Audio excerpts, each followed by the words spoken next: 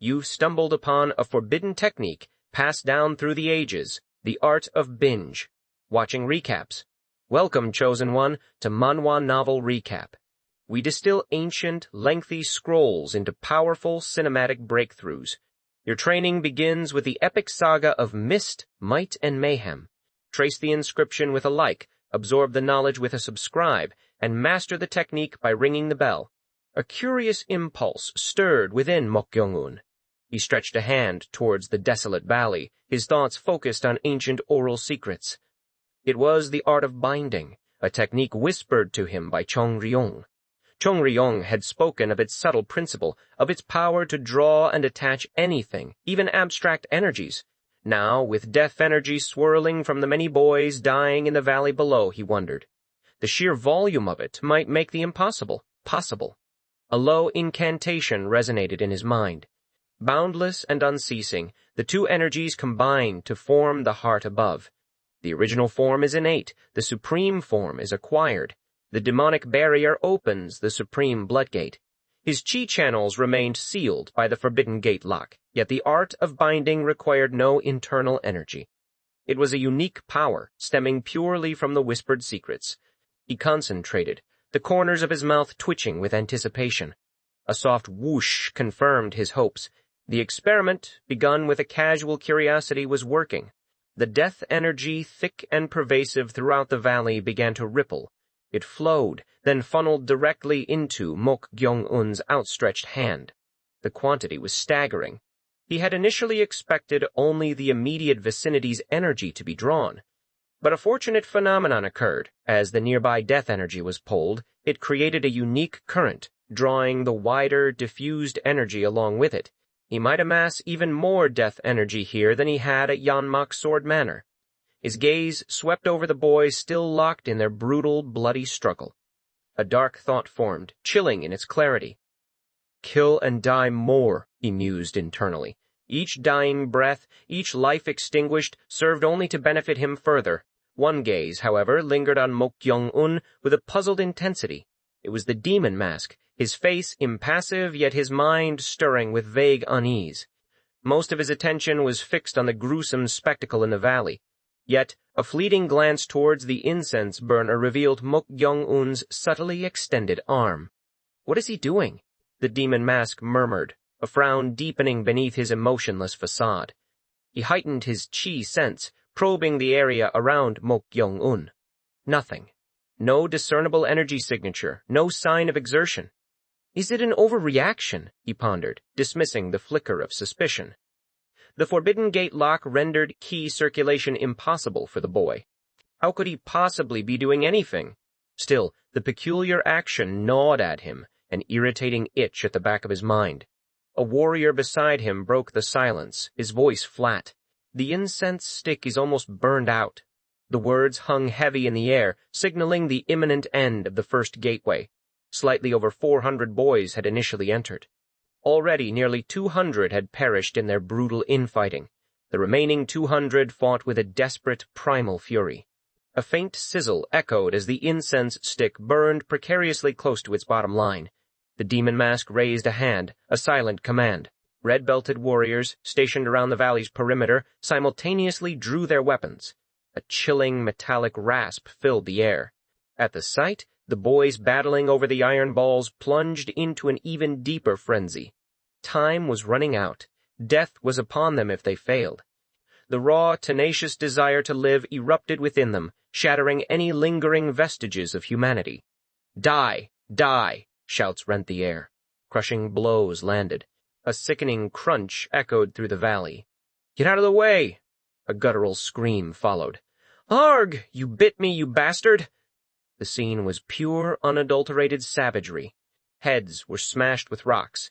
If a rock proved insufficient, they resorted to biting, clinging on with desperate animalistic ferocity. Even those who had fought their way to the front of the incense burner, watching from safety, felt a cold dread. This was merely the grim beginning. Amidst the chaos, one boy now stood out. His screams were no longer those of fear, but of primal rage. Until this moment, he had been unremarkable, easily overlooked. Now, like a switch flipped, he indiscriminately cut down boys around him. It was Mok Gyeong-un. Mok Gyeong-un had entered with a simple aim, to find an iron ball and secure his place without resorting to unnecessary violence. He could not accept killing without a grudge, but the situation had cornered him, pushing him to the precipice of his own humanity. He gasped, ragged breaths tearing from his throat. The moment he'd found an iron ball, a swarm of boys descended, intent on snatching it. The incense stick, a cruel timer, dwindled rapidly. This relentless pressure finally transformed Mok Gyeong-un into one of them. Shit, he cursed internally. He had no idea how many he had killed, but in the end, blood-stained and panting, he had fought off all challengers. He finally reached the front of the incense burner, clutching his grisly trophy. He raised the iron ball, his hand trembling. Pass! The word was a lifeline. The instant he heard it, all tension drained from his body. He collapsed to the ground, a shiver of profound relief running through him. I'm alive, he thought, the words a silent prayer. I survived. He had endured a moment of pure hell. The terrifying proximity of death had ignited a tenacious, almost insane will to live. Yet, as his gaze fell upon his blood-soaked palms, a wave of self-loathing washed over him. What have I done? The question echoed hollowly in his mind. He had done it for survival, yes, but what had he become? He felt like a beast, not a human being. His introspection was shattered by the demon mask's chilling shout. The incense stick has burned out completely. Kill them! A unified roar of "Chong!" followed.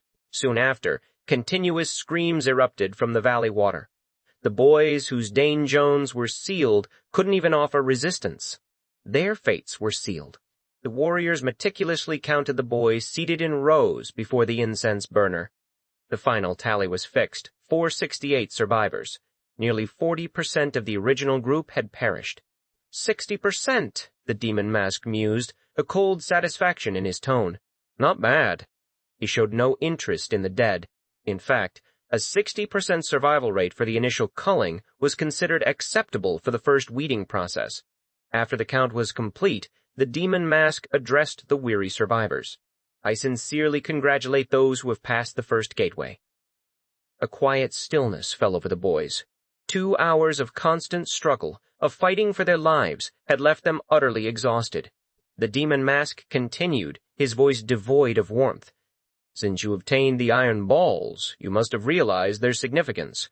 The numbers engraved on each are unique. Remember them well. That will be your designation here. Another silence. Then the demon mask's next words shattered any hope of respite. Then we will immediately begin the second gateway. A murmur rippled through the group. They had anticipated some rest, a chance to recover. To proceed immediately?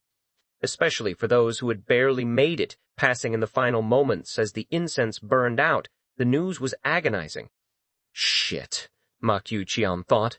The self-loathing temporarily forgotten in the face of this new challenge. He hadn't even regained his stamina. How much more could he endure? Ignoring their reactions, the demon mask pointed towards the mountain beyond the valley. The second gateway is to endure on that mountain from now until dawn. Until dawn? The sun had set when they started this journey. They had walked for 3 hours, then endured the first gateway for 2. That left roughly 3 more hours until dawn. Is it just enduring this time? A sliver of hope sparked in some. If so, it seemed more manageable than fighting for iron balls. If they found a suitable hiding place, they could conserve stamina and rest. With their chi senses sealed, finding such a place was quite feasible. Most shared this thought, expressions of relief spreading across their blood-smeared faces. Yet it couldn't be so simple. The demon mask confirmed their suspicions. I will state the conditions that come with it. Conditions? What new twist was this? There are 40 flags stuck on the mountain. The number of people who can be at a flag is 8. Exactly 8 people must be at that location until dawn. The murmuring intensified, a wave of agitated whispers washing over the group. As expected, nothing would be easy here. It can't be more or less than 8, the demon mask stated, his voice flat and final. If such a case occurs, you die. Silence descended, heavy and absolute. The implications settled over everyone. They began to grasp the true nature of this gateway. Mok Yu-chan's mind raced. There are roughly 500 people here, he calculated, but with 40 flags, only 320 can survive. This was another bloody competition, disguised as something else. But there was a crucial difference. If they found a flag, the 8 chosen people had to work together for approximately 3 hours to defend it. Group cooperation. The realization struck everyone simultaneously. This gateway hinged on forming alliances. While many variables would undoubtedly arise, effective cooperation could grant them a significant advantage. Eyes swept across the exhausted crowd, no longer fixated on the demon mask. The need was not to find a flag, but to form a team here and now. If they could gather the strongest and most useful teammates immediately, they might secure the most advantageous position for the coming trial. Then, their gazes naturally drifted to those who sat closest to the incense burner, those who had passed the first gateway first. They possessed overflowing stamina, an invaluable asset. Joining their groups or recruiting them seemed the most sensible path. It wasn't just the latecomers considering this. Those who passed first were also making their own swift calculations. The boy from the Vermilion Slaughter Valley, who had been the second to pass, surveyed his surroundings, deep in thought. He had passed quickly, preserving his stamina. But the second gateway followed immediately. The conditions meant he couldn't drop his guard for a single moment. He might not get any rest tonight. With the limited number of flags and the strict headcount requirement, he anticipated many aggravating situations. It's a situation where I have to stay up all night, he concluded. If a third gateway immediately followed this one, conserving stamina would remain paramount. In a situation where chi circulation was impossible, stamina was everything. If their internal energy wasn't sealed, they could take turns circulating chi and recovering. But now, it was an extreme test of physical endurance. I may have to avoid situations where I have to fight unnecessarily, he decided. That was the only way to fully preserve his strength. From this perspective, teaming up with the most useful individuals seemed pragmatic. The boy from the Vermilion Slaughter Valley subtly glanced to his left and right. There was Mok Gyeong-un, and the muscular boy from the esoteric realm gate. Along with himself, they were the first to pass. Rather than seeking out distant strangers, it made sense for those with the most stamina to stick together and easily navigate this gateway. I was going to finish first in the second gateway, but for this round, cooperation seemed the wiser path. The Vermilion Slaughter Valley boy furtively eyed Mok Gyeong-un. He considered extending a hand, initiating a cooperative alliance. Then he saw it. Mok Gyeong-un's lips twitched, a faint, almost imperceptible curve. His eyes, fixed on the unfolding drama, held a strange, unsettling gleam, as if he found the entire situation vastly entertaining. It was enough to make the Vermilion Slaughter Valley boy's skin crawl. It won't work, he decided instantly. Any desire to team up with this individual vanished. A strange, primal instinct screamed at him. This was the one who needed to be eliminated first, among all of them. Just as this thought solidified, Mok Gyeong-un's voice, a low whisper, reached him. Do you want to team up with me? What? Had this guy also judged that an alliance with him would be advantageous? But after seeing that chilling expression, the Vermilion Slaughter Valley boy's resolve hardened. No, he stated, his voice flat. Mok Gyeong-un merely shrugged, a hint of disappointment in his gesture. He licked his lips slowly. What a pity, he thought. He had truly wanted to kill that one first. A peculiar unease settled upon him, an unspoken intuition that for some reason, alliances here would prove treacherous. He was the boy from the Vermilion Slaughter Valley, and he had already decided against joining forces with Mok Gyeong-un. Instead, he leaned towards the boy from the esoteric realm gate, standing beside him in the growing tension. "You're from the esoteric realm gate, aren't you?" he whispered, his voice a low murmur against the valley's silence. "That's right," came the clipped reply. "Let's be direct. No need to waste energy. Let's tackle this gateway together." The esoteric realm gate boy's brow furrowed, a flicker of consideration in his eyes. On the surface, the proposal held merit. Aligning with more capable individuals was a clear path to easier passage through this treacherous trial. He had witnessed the Vermilion Slaughter Valley boy's earlier cunning, lurking beneath the water, then surging forth to snatch an iron ball from another participant. It was an undeniably effective tactic, a stark display of strategic prowess. Such a mind could indeed be valuable in this gateway, which demanded a more intricate cooperative relationship than the brute force of the previous iron ball struggle. Yet, a deeper, more cautious thought gnawed at him. Was it truly wise to expose even a fraction of his true capabilities to someone he might inevitably confront in a later stage? 3 hours of close collaboration would inevitably reveal too much. Keeping his faction's martial arts skills veiled was paramount. He judged it far more advantageous to maintain his secrecy, especially from the Vermilion Slaughter Valley and Demon Firehall boys, who were likely to survive to the bitter end alongside him. His decision firm, the esoteric Realm Gate boy, shook his head. "I refuse." A shadow crossed the Vermilion Slaughter Valley boy's face. "You'll regret this. We'll see who regrets it more." The esoteric Realm Gate boy scoffed, a hint of disdain in his voice. Undeterred, the Vermilion Slaughter Valley boy turned, a final, desperate attempt in his eyes, towards the short-haired girl from the Demon Firehall.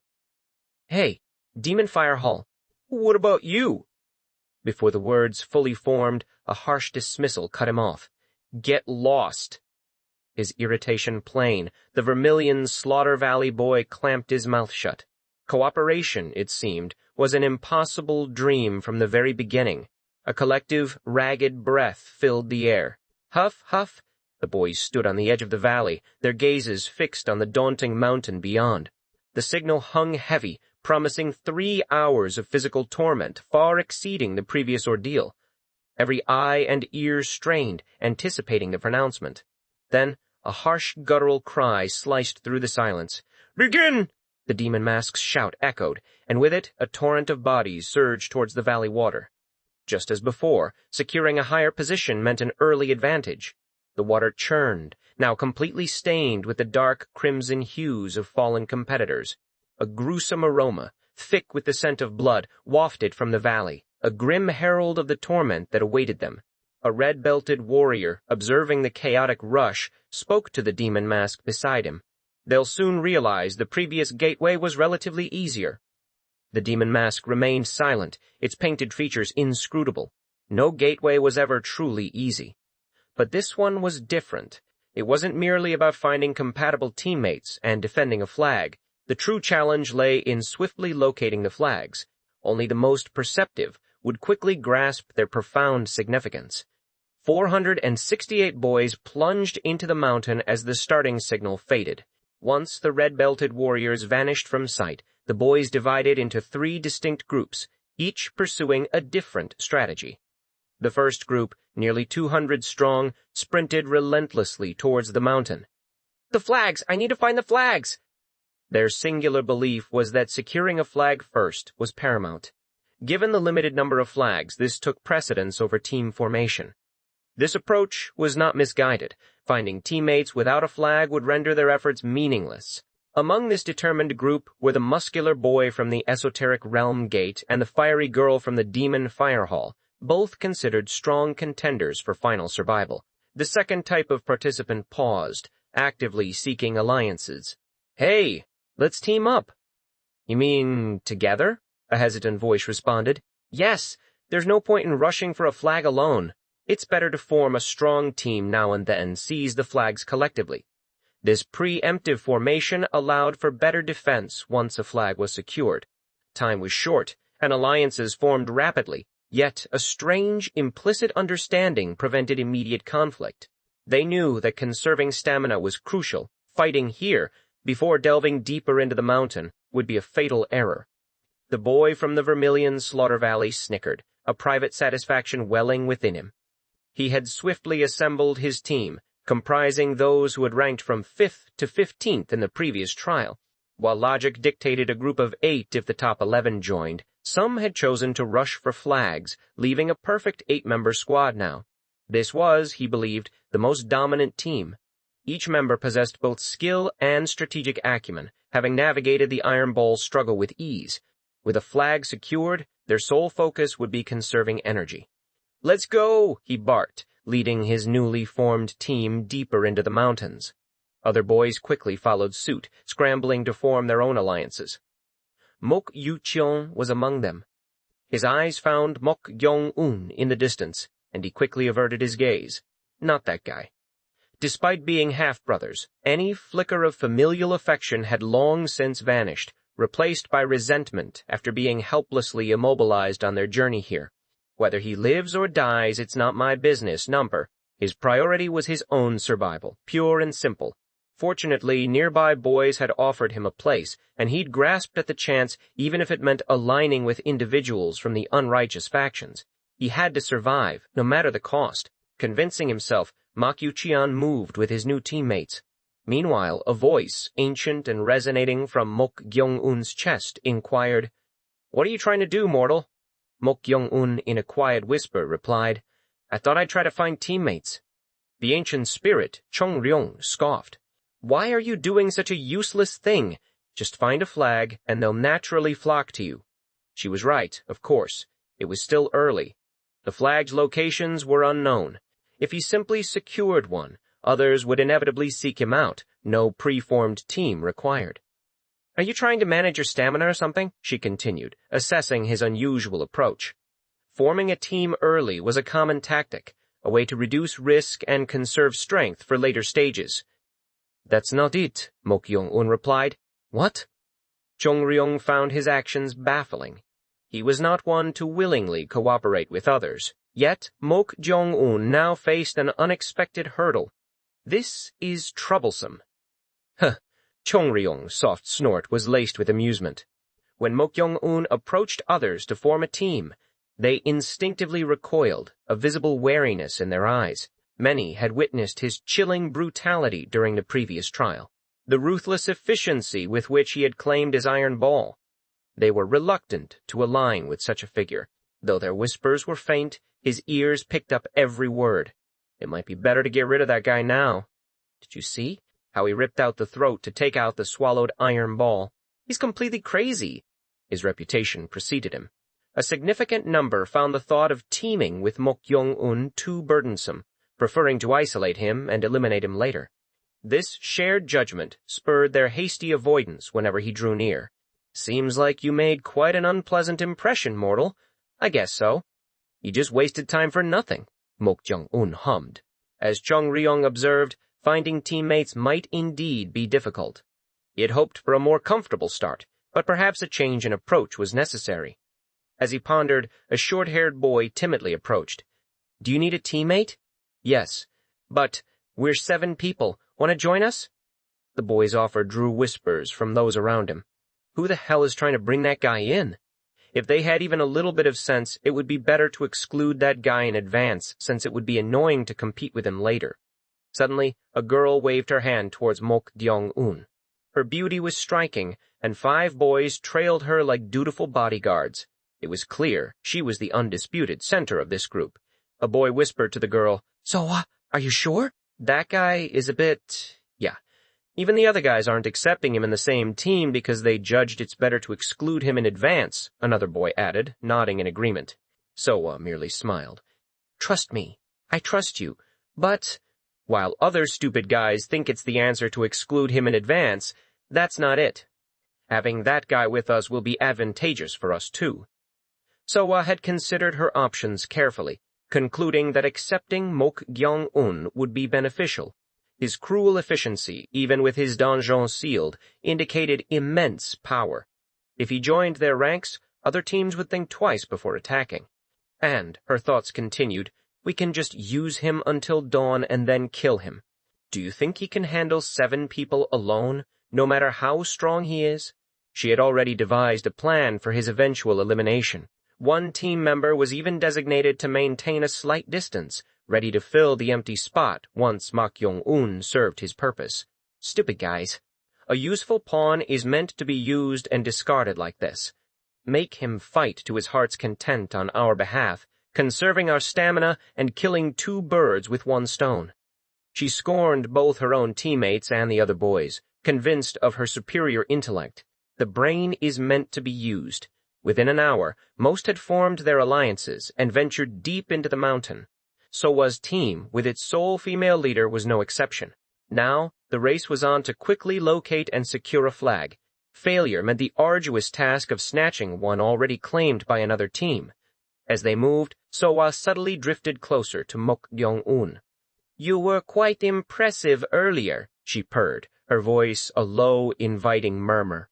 "Was I?" he replied, his tone even. "I'm Sowa. What's your name?" "I'm Mok Gyeong-un." "Mok Gyeong-un?" Sowa tilted her head. The name meant nothing to her. His cruel efficiency and undeniable skill hinted at a formidable background, yet his name offered no clues. Among the martial families, there's only one place with the Mok surname on the righteous side, the Yan Mok Sword Manor, famed in Anhui province. But someone from that righteous lineage would never be here. The only recourse was a direct inquiry. "Where are you from? Does that matter?" Mok Gyeong-un's gaze was unsettlingly calm. "Does he mean he has no intention of telling me?" Well, even with their current cooperative relationship, they would inevitably become rivals. Hiding one's true self was a wise strategy. This guy is quite handsome, though. His appearance was more than just pleasant. It was breathtaking, exceptional in its beauty. Up close, it was even more striking. Against her original, purely pragmatic plan, a flicker of genuine interest ignited within her. Should I try seducing him? Men, she knew, were simple creatures, surprisingly susceptible to a woman's wiles. A hint of interest, a touch, and they would invariably fall into line. If she could make him hers, she might be able to exploit him further, perhaps even avoid the need for his eventual elimination. With a practiced movement, Sowa subtly loosened the collar of her top, allowing a glimpse of her cleavage. She pressed her body closer to Mok Gyeong-un, a delicate brush of skin against his. At this age, a man's desires were at their peak. The effect would be immediate, undeniable. "You know," she whispered, her voice husky, "I like a guy like you." Mok Gyeong-un glanced down at her, a faint smile playing on his lips. "I feel the same way." As expected, his handsome face meant nothing. Any man, when deliberately seduced, would react precisely like this. Suddenly, a hand settled on her shoulder, firm and warm. "Ha ha! Look at this." He was already openly displaying his confidence, his conviction that her seduction had worked. If she coaxed him well, used him as her personal shield until the very end, and survived the trial, she could truly, "I've been choosing since earlier." Huh? What was he talking about? His wrist, which had rested so casually on her shoulder, now tightened, clamping around her neck. Then, with a sickeningly swift motion, he twisted. A sharp, sickening crack echoed through the forest. Sowa's eyes widened in disbelief. A silent gasp caught in her throat. She couldn't scream, couldn't fight, couldn't do anything as her life ebbed away in an instant, dying on the spot. "Huh!" A collective gasp of shock rippled through the group.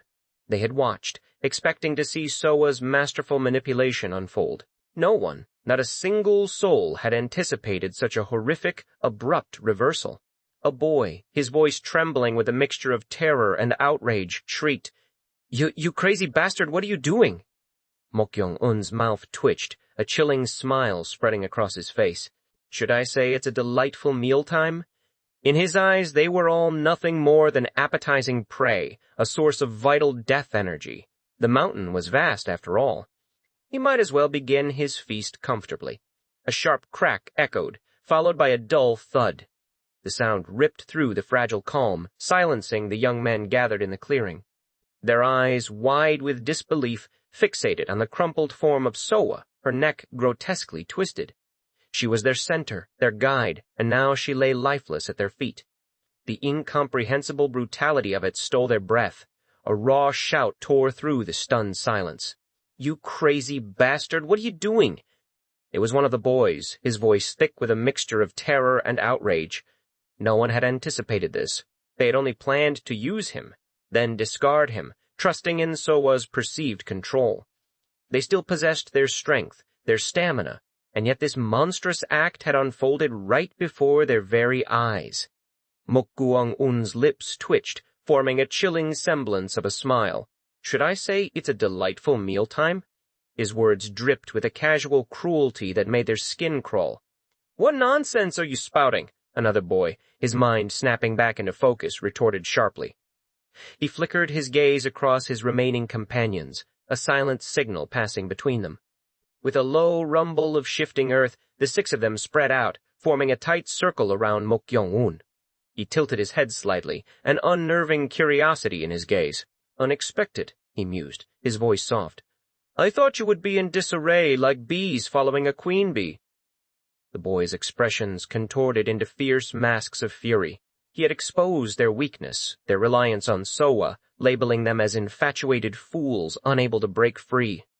"You bastard! Kill him!" a voice snarled, but another quickly interjected. "Don't get riled up!" The boy who spoke settled into a fighting stance, fists raised towards Mok Gyeong-un. "Don't get agitated and fall for his scheme," he warned his teammates. "Even if Sowa is dead, the advantage is ours." A ripple of agreement passed through the group. They knew the danger of individual attacks. He would pick them off. Their internal energy was sealed, a shared vulnerability, but his brazen act suggested a frightening confidence. "We'll subdue him with a coordinated attack," the boy declared, his voice resolute.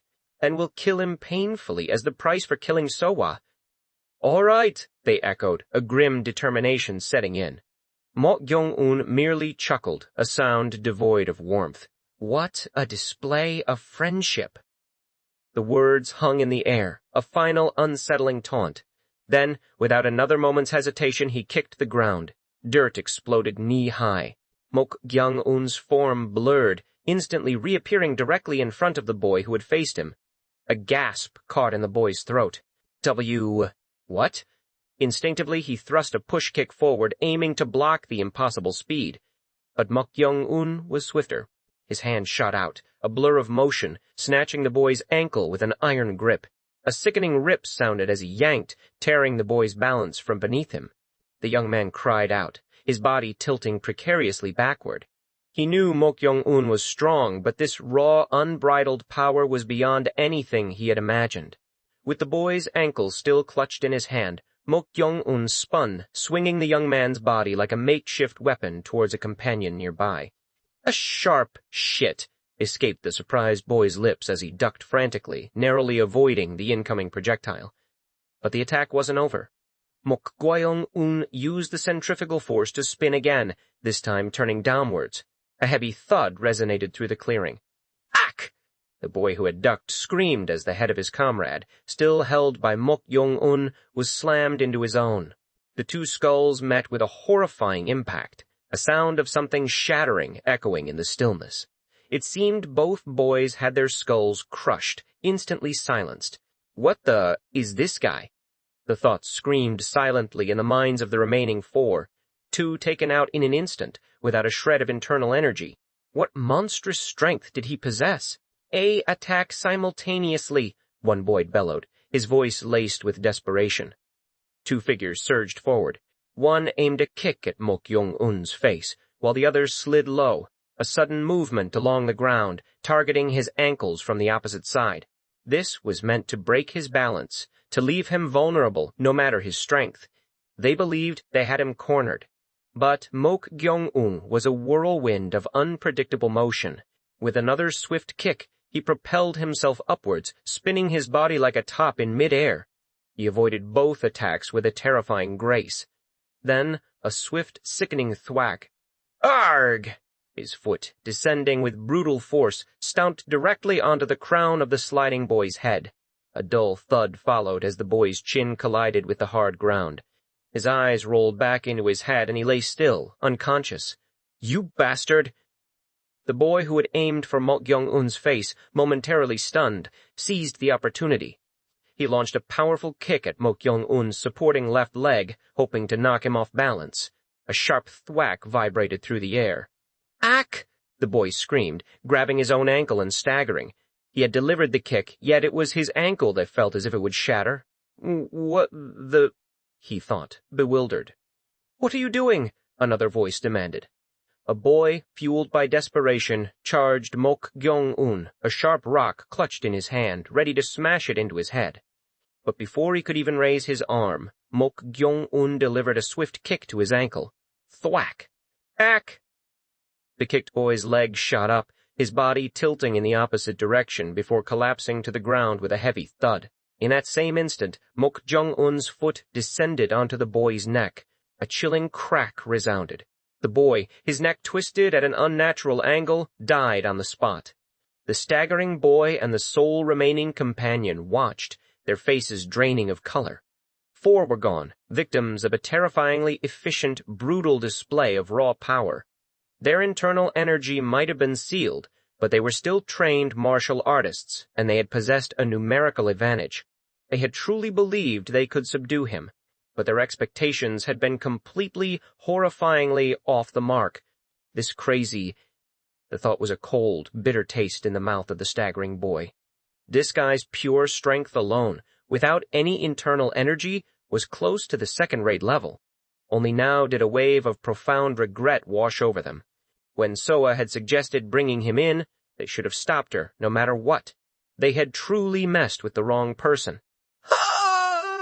A primal scream ripped from the throat of the last boy who hadn't engaged. He bolted, turning tail and fleeing into the dense foliage. He had no confidence in confronting that monster. If 5 of them, trained fighters, had failed so miserably, what chance did he have alone? That Bast, the boy with the twisted ankle, cursed inwardly at the fleeing figure. But even as the words formed, he understood. Running away was the only sane choice now. A soft swish, a sound almost imperceptible, reached his ears.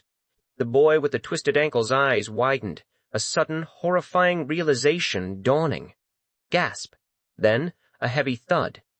The boy who had been running, desperate for escape, was inexplicably pulled backward, crashing to the ground. What the is going on? The staggering boy watched, bewildered, as Mok Gyeong-un extended his hand towards the fallen figure, making a distinct pulling gesture.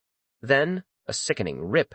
The fleeing boy's his entire body began to drag backward, leaving long, gouged nail marks on the earth. Seizing objects in midair? The profound technique of seizing objects in midair. It was a legendary skill, one where a master of profound internal energy could pull objects or desired things with pure, true energy. To witness something that only a supreme master at the very peak of transcendence could achieve, performed by this brutal young man, sent a shockwave through the boy's very core. No way. He couldn't process it. His mind screamed. What in the world was happening? Not only was he doing this, but his internal energy was supposed to be sealed, wasn't it? Confusion warred with stark terror. No! The fallen boy desperately tried to cling to the ground, his fingernails tearing deep furrows in the dirt, but he was inexorably dragged backward. His ankle was caught by Mok Gyeong-un's outstretched hand. A sharp pock, then a sickening crack. Roar. The boy's shriek ripped through the air as his ankle bent in the opposite direction. But Mok Gyeong-un showed no mercy, stepping onto the back of his neck. Another crack. The screaming boy's breath was abruptly cut off. The face of the boy with the twisted ankle, the last survivor, turned a deathly pale. They had truly, utterly messed with someone they should never have. The term monsters didn't fit him. Evil spirits was far more appropriate. How could such a being exist? Even if the seal on his internal energy were released, could anyone handle this evil spirit who could wield seizing objects in midair? His body began to tremble violently. He tried to regain his balance, to stand, but his legs were like jelly. He collapsed to the ground with a soft thud. Mok Gyeong-un turned his head, a faint smile gracing his lips, and began to walk towards him. He bent his knees, lowering himself to the boy's eye level. What did you say just now? Mok Gyeong-un asked, his voice deceptively gentle. Spare, the boy choked out, his voice barely a whisper. A swift tap. Mok Gyeong-un's hand clamped around the boy's head. The boy screamed, a desperate, pathetic sound, and tried to shake off the grip. But with a chilling crack, Mok Gyeong-un twisted the boy's neck. He looked into the eyes of the boy, now glazed in death, a smirk playing on his lips. It's good that I don't give false hope, right? With those words, Mok Gyeong-un, still holding the dead boy's head, began to chant the oral secrets of the art of binding technique in his mind. It was indeed a delightful mealtime. He had to absorb the death energy, he thought, when the loss was minimal. Meanwhile, the sole survivor, The boy who had chosen to flee earlier ran blindly through the undergrowth, his heart a frantic drum against his ribs. D-damn, he's completely crazy. He was trembling, the horrific scene he had just witnessed searing itself into his memory. He had heard the screams even from a distance, and startled, he had crept closer. The sight that met his eyes had been pure terror. He hadn't even reached the flag, and yet Soa and her entire team had been indiscriminately slaughtered. No, it was more than slaughter, it was a massacre. An evil spirit. An evil spirit. The words echoed in his mind, a chilling mantra, and the internal energy seal, was it truly in place? It didn't seem so. That final impossible act, pulling a body with an invisible force, looked like nothing else but seizing objects in midair. Does that make sense? A technique requiring a profound internal energy master, yet performed by a boy not even 17 years old. It was utterly confusing, defying all logic. But even as his mind reeled, one thing was terrifyingly clear. I have to let them know. Whether it was the other participants or the ominous figures from the Corpse Blood Valley conducting this gateway, he had to inform them. This individual was already dangerously powerful. But if he was the only one whose internal energy wasn't sealed, it was no different from cheating. It was a breach of the unspoken rules, a dark imbalance. Suddenly, a sharp pock. As if he had collided with something invisible, the boy's body was thrown backward. Startled, he instinctively performed a falling technique, rolling and springing back to a defensive stance. His eyes darted ahead, wide with surprise. But he saw nothing. What had he collided with? Puzzled, he slowly pushed himself to his feet. He unconsciously turned his head, searching. At that moment, a raw gasp ripped from his throat, and he stumbled backward, collapsing once more. This... He doubted his own eyes. There, directly in front of him, was a blurry, indistinct form. A colossal monk adorned with a rosary of skulls around his neck. The demonic monk, his eyes a chilling, luminous white, stared down at him. It felt as though his heart would simply stop beating. The metallic tang of death lingered in the damp mountain air, a scent Mok Gyeong-un had come to associate with progress. He knelt beside the prone form of Soa, her youthful face peaceful in its stillness. His hand settled on her head. A silent incantation unfurled in his mind, the secret oral mysteries of the art of binding technique. A cold rush of energy, raw and potent, flooded his senses. It coursed through his veins, spreading a strange, invigorating warmth. The absorption was swift, more efficient than the desperate struggle to siphon stray energy from the iron ball incident. He reflected on the lesson learned. Absorbing the energy immediately from the source yielded a far greater bounty. A flicker of regret touched him. He should have begun with those who had fallen first. Soa's death energy, while substantial, had already begun its inevitable dissipation. A small loss, perhaps, but a loss nonetheless. Still, his current gains dwarfed the meager harvest from Yeonmok Sword Manor. The sheer volume of death energy now pooled within him was exhilarating. Once the infernal Forbidden Gate lock, a cursed impediment to his cultivation, was finally removed from his chi channels, he could expand his donjon to an unprecedented degree. A faint smile played on his lips. Coming here had been a wise decision indeed. A soft rustling broke the night silence. Someone approached from the shadowed depths of the forest. Mok Gyeong-un's smile broadened. He recognized the familiar gait of the boy, now a mere vessel for his familiar. You could have simply ended his life, Mok Gyeong-un observed, a note of amused curiosity in his tone. Why possess him? The boy's form wavered, then collapsed. A shimmering, indistinct shape rose from the inert body. It was the evil spirit, his loyal familiar. I thought he might be necessary later, the spirit's ethereal voice echoed. I brought him. Mok Gyeong-un nodded, satisfied. He had merely given a general instruction, yet his familiar had grasped his unspoken intent. Such understanding was rare, a testament to its exceptional quality. He approached the fallen boy and performed the chilling ritual once more. A swift twist of the neck, then the familiar chill of absorption. It was quick, devoid of ceremony. He stretched, a deep, contented sigh escaping him. Phew, that feels good. Chong-ryong's ancient voice echoed within his thoughts. Mortal, what do you intend now? She knew him too well. From the looks of it, you don't seem like you'll be satisfied with just these guys. Mok Gyeong-un's gaze drifted upwards, toward the dark, sprawling mountain peaks. I should have a delightful mealtime until dawn, he declared, his voice a low, chilling murmur. As much as possible. The passing criteria allowed for up to 7 survivors. That left ample room for his unique brand of replenishment. A cold, earthy scent permeated the damp subterranean air of the cave. The demon mask strode forward, his 2 accompanying warriors trailing behind him, their torches casting dancing shadows on the rough-hewn walls. The moment they stepped into the cavern's maw, the warriors stiffened. A peculiar energy, cold and oppressive, prickled their skin. It was nothing like human presence. It was alien, profoundly unpleasant, and raised goosebumps on their arms. A suffocating dread settled upon their hearts. Yet the demon mask walked onward, seemingly immune to the oppressive aura, as if he were accustomed to such places. A voice, reedy and ancient, drifted from the cave's inky depths. Are you the Valley Master of the Corpse Blood Valley?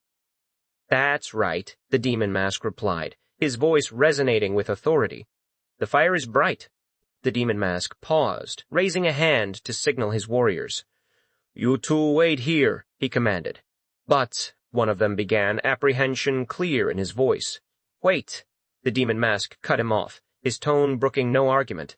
Yes, sir, they chorused, retreating to the cavern entrance. Alone, the demon mask ventured deeper. A figure stood in the gloom, cloaked in a Taoist robe adorned with yin and yang symbols. He seemed to have been expecting them, bowing his head as the demon mask approached. You've come? The Taoist greeted. Are the preparations done? The demon mask inquired, his voice devoid of inflection.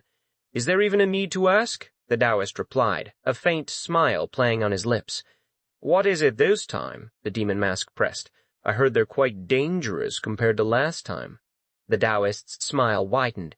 Of course they're dangerous if released carelessly. I suppose so. The demon mask glanced around. Are they the ones behind the iron bars? That's right, the Taoist confirmed. From somewhere behind the Taoist, a strange sound echoed. A low, guttural, oink, oink. The demon mask raised an eyebrow, a flicker of curiosity in his eyes. Pigs? Unlikely. He tried to peer into the shadows where the sound originated, but the Taoist stepped forward, blocking his view. It's better not to approach too closely, the Taoist warned. No matter how controlled they are, even those who haven't reached maturity are fierce beasts. Fierce beasts, the demon mask mused, a flicker of understanding dawning. Beasts beyond beasts, then. He looked past the Taoist. In the impenetrable shadows, 2 pinpricks of light like malevolent rat-like eyes gleamed back at him. What did you call that thing? He asked. It's a Gal-jeo, the Taoist replied. Brought from the northern sea near Mount Behu. The name itself sounded ominous. The demon mask turned. All right, he said. Release them when you see the signal. A full half-hour had elapsed since the flag defense battle commenced. The mountains sprawled around them, a labyrinth of shadows and hidden nooks. The flags, meticulously concealed, remained elusive. No one had yet stumbled upon a single one. But then, a triumphant cry echoed through the dense foliage. Yon-woo-ung, the boy from the esoteric realm gate, had made the first discovery. Excitement surged through him as he sprinted towards his prize. He had found it. The flag's dark color, blended cunningly into the surrounding bushes, made it an exceptionally difficult find. Yet his tireless search had finally borne fruit. He reached for the pole, a sturdy length of wood. He intended to pull it free and relocate it to a more defensible position. But the flag resisted, stubbornly refusing to budge. He tugged harder, a frown creasing his brow. The pole itself wasn't heavy. Why this unexpected resistance? His gaze dropped, and then understanding, mixed with surprise, dawned. The flag's base was fused to an enormous lump of iron. It was massive, far too heavy to lift with the pole alone. Even for Yan-woo-ung, whose external martial arts training had endowed him with considerable physical strength, it presented a formidable challenge. Carrying the pole would be an exercise in futility. He would have to embrace the bulk of the iron itself. A strange thought surfaced. Why had they designed the flags this way? Then a wave of relief washed over him. This was fortunate. With their internal energy sealed, few others would possess the raw physical strength to move such a weighty object. Seizing another team's flag would be an insurmountable task. This gateway might prove easier than he had anticipated. He had braced himself for malicious attempts to eliminate rival flags, for cunning schemes to reduce the number of potential passers. But if the flags were this immovable, such tactics would be rare. His plan solidified: gather his teammates and defend this location. They simply needed to endure until dawn. Meanwhile, on a rugged mountain ridge, roughly 200 zang northwest of Yonwoo-ung's position, another flag had been found. Though later, the discovery still brought a fleeting surge of joy to Mo-ha-rang, the girl from the Demon Fire Hall. Ah! Her elation quickly soured. Like Yonwoo-ung, she stared in perplexity at the immense iron lump tethered to the flag's base. It was impossibly heavy for her. Her chi channels were blocked, rendering her internal energy useless. Her swiftness-based martial arts relied on agility, not brute strength. Her muscle mass was simply not designed for such a task. Moving a flag was out of the question. Even securing a defensible location would require the help of her teammates. Defending it alone would be an impossible feat. A fleeting thought crossed her mind. Perhaps she could break the pole? But the warning echoed in her memory. The flag must be in its complete state. The iron lump was an integral part of the flag. Her only option was to wait. As she idly traced the upper part of the flagpole, her fingers brushed against something. An inscription. A frown creased her brow. Without a torch, illuminated only by the faint moonlight filtering through the bushes, it was impossible to discern with the naked eye. But her fingertips, sensitive from years of training, could feel the faint indentations. She rubbed the surface, her mind piecing together the characters. Yi Wung Geom Se Ji Wu Yo Kyong. Her eyes widened. It was a sword art stance formula, but it was strangely incomplete, unlike any she had encountered. A sudden sharp tap against the pole jolted her. The oral secrets had ended. For most, this might seem unremarkable. But for Mo-ha-rang, it was glaring. It was incomplete. A sword art stance formula, particularly one of any value, would never simply conclude there. Most martial arts, while designed for subduing and even killing opponents, also served the crucial purpose of self-protection. Mo-ha-rang closed her eyes, visualizing the sequence. A sword art materialized in her mind, elegant yet lacking. It was not a truly advanced technique, but its forms were sound. However, based on the engraved oral secrets, 4 glaring gaps emerged. 4 specific points in the technique that could not be adequately defended. An incomplete sword art. This was deeply unsettling. She could simply overlook it. But the fact that such a detailed yet flawed set of oral secrets was carved onto the flagpole, a detail easily missed, nagged at her. It felt deliberate. A chilling thought took root. Could this be a trap? She hoped not, but the suspicion demanded investigation. She made a bold decision. The flag she had so painstakingly found, she would abandon it. Still, a pang of reluctance went through her. She gazed at the flag for a moment longer, a last vestige of attachment. Then, with a decisive snap, she broke off the upper section of the pole, the part bearing the enigmatic inscription. "If it's not mine anyway," she muttered, "there's no need to let other guys have it." She quickly buried the broken fragment, concealing it from sight, and then she ran. 2 hours had passed since Mo-ha-rang's revelation. The mountain now pulsed with activity. Flags were being discovered with increasing frequency, and makeshift teams were forming, their members drawn together by the common goal of survival.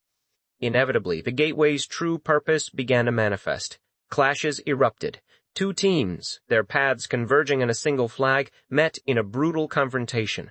A fierce, bloody battle ensued. Without internal energy, it was a raw, visceral brawl, a desperate struggle for supremacy.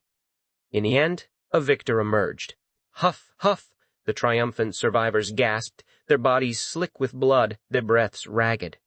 They had learned a harsh truth. Fighting without the benefit of their internal energy was an entirely different, more brutal ordeal. One boy, his limbs trembling, pushed himself upright and surveyed the carnage. A wave of despair washed over him. Of their original 8 teammates, only 5 remained. He had clung to the naive hope that no one would perish, but such idealism had no place here. At least they had defended the flag. Now, they simply needed to find 3 more teammates. Whether that would be an easy task, he could not say. "What should we do?" one of his comrades asked, his voice hoarse. "We have to defend the flag and wait, right?" another ventured. "Of course," a third chimed in. "We might lose the flag if we wander around."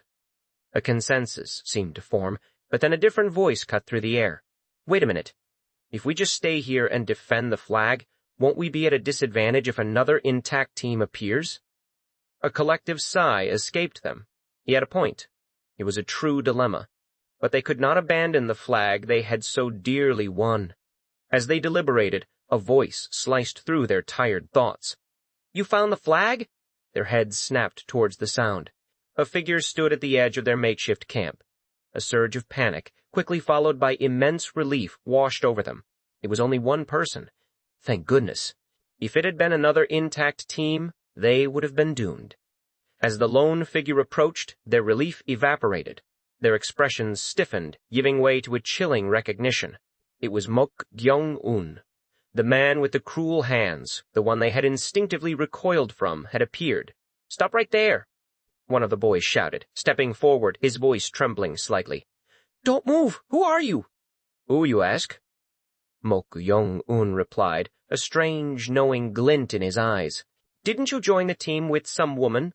The boy remembered seeing Mok Gyeong-un with Sowa, the sole girl in their initial grouping. Mok Gyeong-un's face softened, a faint, regretful expression settling upon it. They were all defeated. "Defeated?" the boy echoed, suspicion warring with a flicker of empathy. "Yes." Mok Gyeong-un's gaze casually swept over the corpses strewn around them. "Our team also fought another team over the flag, like you guys, and they were all defeated, so I barely escaped." "You escaped alone?" "Yes. With my tired body, I couldn't face 4 of them alone." The boys exchanged wary glances. They were suspicious, yet his story resonated with their own recent harrowing experience. It certainly could happen. Mok Gyeong-un's voice, smooth and gentle, continued. "Since we both lost teammates, I think we fit together. If it's not a burden, could you accept me?" Silence descended. They hesitated, the memories of his unsettling presence still fresh. "What should we do?" one whispered. "That guy's a bit weird. Should we just let him go?" "But then what about the flag? It's barely been 2 hours." There was still over 2 hours until dawn. If another team attacked in that time, they would surely lose their hard-won flag. Then they would be forced to search for another, a monumental task with only 5 remaining. "Let's accept him," one of the boys finally declared, a note of grim resignation in his voice. "Accept him?" "Yeah. Anyway, even that guy knows that we have to cooperate to pass this gateway, right?" "Well, that's true, because 8 people are needed to pass. No matter how reckless he might be, he would surely understand the necessity of joining forces, of defending this flag together, to secure passage through this gateway." Convinced, one of the boys addressed Mok Gyeong-un, his voice firm despite his unease. "All right, but remember, until dawn, we are one. If we betray each other, we're dead. Keep that in mind." Mok Gyeong-un nodded, his expression solemn, but his lips twitched, barely suppressing a laugh. A profound sense of satisfaction washed over him. This was too good. It felt as if they were setting the table for him. A boy's head, severed and chillingly still, was firmly gripped by Mok Gyeong-un. He stood amidst the hushed forest, the faint scent of pine needles mixing strangely with the metallic tang of recent death. The air around him shimmered, an unseen current drawing from the fallen. He was performing the ancient ritual of binding. Not long after, he absorbed the last vestiges of death ki clinging to the lifeless form. A subtle curve played at the corner of his lips. A quiet sense of satisfaction settled deep within him. He had gathered the death key of a staggering 16 individuals. Even without needing to seal his meridians to channel it into his dantian, the very blood vessels coursing through his body pulsed, brimming with a potent, revitalizing energy. Fortune, it seemed, was smiling upon him. 11 of the 16 had already been locked in brutal combat when he arrived, their struggles ending in a grim harvest for him. The remaining 5 were considerably fatigued from their own desperate fights. Their weakness allowed him to dispatch them with minimal effort. Their exhaustion was his gain. "How convenient," he murmured, the words a soft exhalation of content. A spectral echo resonated within his mind. The ancient spirit, Chong Ryong, agreed wholeheartedly. Those fools have made a foolish move. She was referring to the perpetrators who had sealed everyone's internal energy with the Jumunso. Their act, meant to restrict, had ironically turned into an advantage for Mok Gyeong-un. Had these boys been able to channel their internal energy, eliminating them in such a direct manner would have been a far more arduous task. But stripped of their spiritual might, they became simple vessels, easily yielding their death chi to him. Chong Ryong, a vengeful spirit herself, felt no particular pity for the fallen. In a place where lives were forfeit in a desperate struggle to pass a barrier, dwelling on such matters was meaningless. By the way, I suppose that must be the flag, she observed, her thoughts shifting to the true objective of the trial. Indeed, Mok Gyeong-un affirmed, setting down the severed head with a gentle thud. He strode towards the flag, his gaze drawn to the crimson cloth fluttering almost imperceptibly in the still air. He had no immediate intention of claiming it, yet its presence was undeniable, a focal point in this deadly game. "What will you do with the flag?" Chong Ryong pressed. "If you're not going to take it now, break it and throw it away." "I should," he replied, considering her practical advice. "Or it might be more convenient to carry one around in advance for later," she suggested, ever the strategist. "That's not a bad idea either." His fingers reached for the flagpole, but then his motion paused. His eyes, honed by years of intense training and now amplified by his absorbed ki, fixed on something unseen by the ordinary eye. "What is it?" Chong Ryong queried, sensing his sudden focus. "There's something written right below the flag, near the base of the pole." His voice was low, contemplative. "What does it say?" He leaned closer, squinting slightly. Three-form sword technique. Break through the haze with sword light. As Chong Ryong heard the mnemonic, she immediately recognized its nature. "That is a mnemonic for sword technique stances." "Sword technique?" Hearing it, it does seem that way. Mok Gyeong-un agreed, the words clearly describing sword forms. "But why would such a thing be written here? Read the rest," he continued, his voice softer now as he deciphered the ancient script. "Unattached thread connects, sword and man as one, spirit moves unhindered." He paused, then concluded, "That's it." Chong Ryong's spectral presence seemed to stiffen. "What?" "That's it?" Mok Gyeong-un, puzzled by her abrupt tone, asked. "Is there a problem?" The stances seemed to be cut off midway. Her voice was laced with a hint of concern. "Cut off midway?" "Yes. If these are the only stances, then the Gokji, Sinju, Gonryeon, and Wijung Akapoints would have gaps." She listed the crucial points, emphasizing the incompleteness. "So it's an incomplete set of stances?" "It doesn't seem like that's the case. Rather than an advanced sword technique, seeing how it focuses on the fundamentals and the stances don't overlap. Seeing how? It seems like it was created for a sword formation. A sword formation, like arranging swords in a formation?" Mok Gyeong-un's mind began to churn, envisioning the concept. "Yes, but with only these stances, the weaknesses are glaringly obvious, so even if you make a sword formation, it would be shoddily put together." "Shoddily put together?" Ha, what an interesting expression. A faint, dry chuckle escaped him. "I didn't say it to be interesting," she retorted, her tone sharp. "In any case, there must be a reason for deliberately writing an incomplete sword technique here." Mok Gyeong-un nodded, the implications sinking in. Just like the steel marbles from the earlier trial, which bore numbers, this inscription was undoubtedly a hidden task, a puzzle woven into the very fabric of the barrier. His gaze returned to the mnemonic, studying it intently. "There may be more to these flags than meets the eye." "Didn't they say there were 40? Chong Ryong asked, a note of confusion in her voice. "That's not what I meant. I'm talking about types." He clarified his thought. "Types?" "Yes. Could there possibly be other flags with the remaining stances written on them?" The idea, once a mere flicker, now solidified into a strong possibility. "Oh-ho, that's quite a plausible idea." This time, Chong Ryong wholeheartedly agreed. The pieces of the puzzle began to click into place for her as well. If Mok Gyeong-un's hypothesis of two distinct flag types, each bearing different parts of the mnemonic, proved true, then the contest extended far beyond simple defense. If, as you say, the stances hidden on the flags are of two types, then those who discover this will inevitably try to find other flags rather than just defending their own. I think the same. 2 types of flags. The trial wasn't merely about finding one flag and holding it until dawn, as the visible rules suggested. The true hidden objective was to complete the fragmented sword stances. Interesting. The corners of his mouth tilted upwards once more. This setup was designed to incite conflict, to force interaction. Those who failed to notice this intricate detail would simply adhere to the stated rules, defending their single flag. But any perceptive and meticulous participant would undoubtedly embark on a quest for the other flag type. The conclusion was clear. Mok Gyeong-un, too, would need to secure a flag of the other type, and just as with this one, he would require 7 teammates to remain with it. It's gotten a bit tricky, Chong-ryung mused. But now that we know how it works, we'll have to select accordingly. As he spoke, Mok Gyeong-un gripped the flagpole bearing the mnemonic, crack. With a swift, decisive motion, he snapped it in half, just as Chong-ryung had suggested earlier for disposal. But at the precise moment the wood fractured, a strange sensation prickled his skin. Flinch! He frowned, staring down at the broken pole. Ha! What's wrong? Chong-ryung inquired, sensing his shift in demeanor. There was spell power imbued in the flagpole. Spell power? Spell power.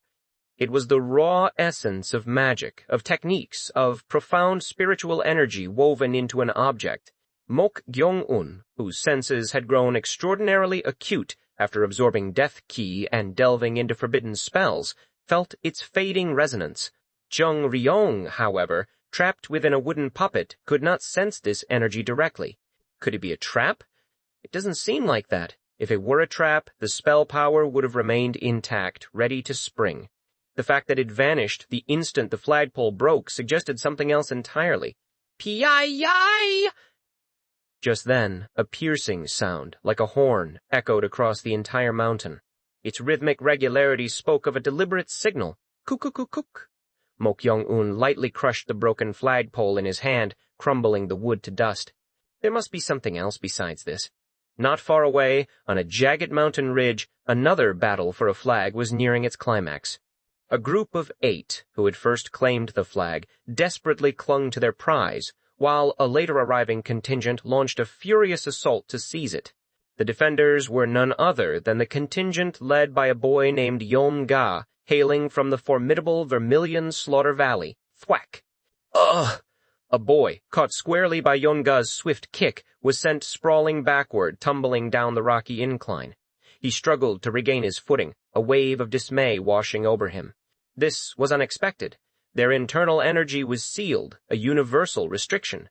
He had foolishly believed this would somehow level the playing field, making them a match for the notorious Vermilion Slaughter Valley disciples. But their fundamentals, their sheer physical prowess, were on an entirely different plane. They had clearly trained diligently in external martial arts, for the force of that kick was far from ordinary. No wonder they're from Vermilion Slaughter Valley, he thought bitterly. They had picked the wrong opponent. The other members of Yeom-ga's group seemed somewhat manageable, but even that was a fleeting hope. Thud, thud, ack! The sounds of brutal impacts and pained cries resonated nearby. Anyone could see it. They were being systematically pushed back, outmatched from the very beginning. Yeom-ga himself, recognizing the clear disparity in skill, gestured dismissively. Hey, if you're going to charge in, at least show some persistence. His words were a taunt, dripping with contempt. A wave of impotent rage simmered within the attackers. They were furious, but utterly helpless. Crack. Cook! No! One of their boys, caught by a swift, brutal strike from a Vermilion Slaughter Valley disciple, had his neck twisted, the snap audible. He fell, defeated. Barely any time had passed since they initiated their charge, yet 2 of their comrades had already fallen. Any further losses would spell complete annihilation for their group. The leader, his face grim, made a desperate judgment. This was hopeless. "Retreat!" he screamed, his voice raw. At his cry, the remaining boys, who had fought with dwindling hope to seize the flag, seemed to agree. They turned and fled, not daring to look back, their only thought escape. Yeom-ga watched them go, a bitter smile twisting his lips. Who says you can leave? He was not one to allow easy escape.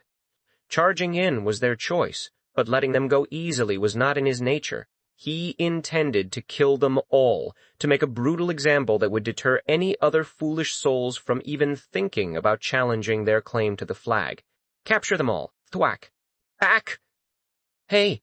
Yonga's command died in his throat. What was that sound?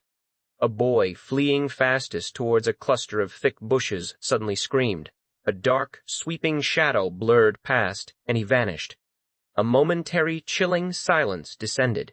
The boys who had been pursuing with rising bloodlust and those desperately trying to escape all froze, their startled eyes fixed on the spot where the shadow had disappeared. Crunch, crunch. The bushes rustled violently. A horrifying sound, wet and guttural, echoed from within. It was the sound of something being chewed, slowly, deliberately. The ominous noise sent shivers down every spine. What? What was that just now? The boys instinctively took a step back, their movements slow and uncertain, their eyes wide with dread. Then, from the rustling foliage, a sound emerged. Oink! Oink! What was that? At first, it sounded like a pig's squeal, bizarre and out of place in the grim forest, but the faint, disturbing glint visible between the leaves, a predatory shine in the gloom, was enough to make everyone shudder. The fleeing boys, who had momentarily paused, began to retreat once more as the bushes shook violently. And then, something monstrous revealed itself from the depths of the undergrowth. Tss, tss. The expressions of all the boys stiffened identically, a shared mask of sheer terror. Thud! It extended massive, hook-shaped front legs digging into the earth. This creature was not human. It resembled a wolf, yet it was undeniably different, grotesque. It was about twice the size of a common wolf, with a head of wild crimson fur and eyes that were completely black, like polished rat beads. What is this? A wolf? There are wolves like this? It's too big. Oink, oink. The monstrous beast, still emitting those unsettling pig-like snorts, opened its maw. Razor-sharp teeth, gleaming with fresh blood, filled its entire cavernous mouth. Gulp. A boy, his throat dry with tension, swallowed hard. He found his voice, a ragged scream. Run away! The moment his cry ended, the boys spun on their heels, desperate to flee. Then, pounce. The red-headed wolf beast moved with terrifying speed, instantly catching up to the boy at the very rear. Chomp! Ah! Ah! It bit into his calf, its massive jaws clamping down. With tremendous, bone-crushing strength, it thrashed the boy around like a rag doll. Thud! Thud! Ugh! It thrashed him only twice, but that was enough. The boy went limp, either dead or unconscious, his calf a mangled, tattered ruin, nearly severed by the beast's teeth. The wolf-like creature then approached the boy's head. It swallowed it whole. Crunch! Crunch! Ah! A beast was chewing on a person's head right before their eyes. It would have been stranger not to feel profound fear. This was true even for Yom-ga, the formidable leader. Shit! What rotten luck to have such a bizarre and terrifying creature appear now, when their internal energy was completely sealed. This was no ordinary monstrous beast. Even against regular wolves, facing them bare-handed, without the aid of internal energy, would be a challenge. But a beast of this size? It went beyond difficult. They might have to risk their very lives. Should we flee? The thought, unwelcome and humiliating, surfaced in Yom-ga's mind. This no longer seemed like a situation where they could simply defend the flag, but it was also absurd, utterly unthinkable to abandon the flag they had fought so hard to obtain because of some cursed beast. Just then, oink, oink, the beast, having finished its ghastly meal, crushing and swallowing the boy's head, turned its attention to their group, its dark, rat-like eyes fixed on them. It scraped its hind legs against the ground, preparing to launch its massive body forward, a clear sign of impending attack. At this, Yong-ga from Vermilion Slaughter Valley tried to shout, "Run, pounce, squeal all!" The charging beast, having only taken about 5 steps, suddenly let out a frantic squeal. It recoiled, stumbling backward, then abruptly changed direction, snorting and exhaling through its nostrils in apparent distress. Swish! That new direction was straight towards the group of boys who had initially tried to seize their flag and were now fleeing in a desperate panic. One of the boys, screaming as he ran, shouted, "What? Why is it suddenly acting like that?" Yomga, his face a mask of irritation and confusion, muttered, "Shit. How should I know?" He could not understand why the beast had abruptly changed its behavior, seemingly startled by something. He turned his head, following the beast's last direction of gaze. It had been looking towards the flag? Huff, huff, huff. Three boys sprinted through the dense forest, their ragged breaths tearing at their lungs.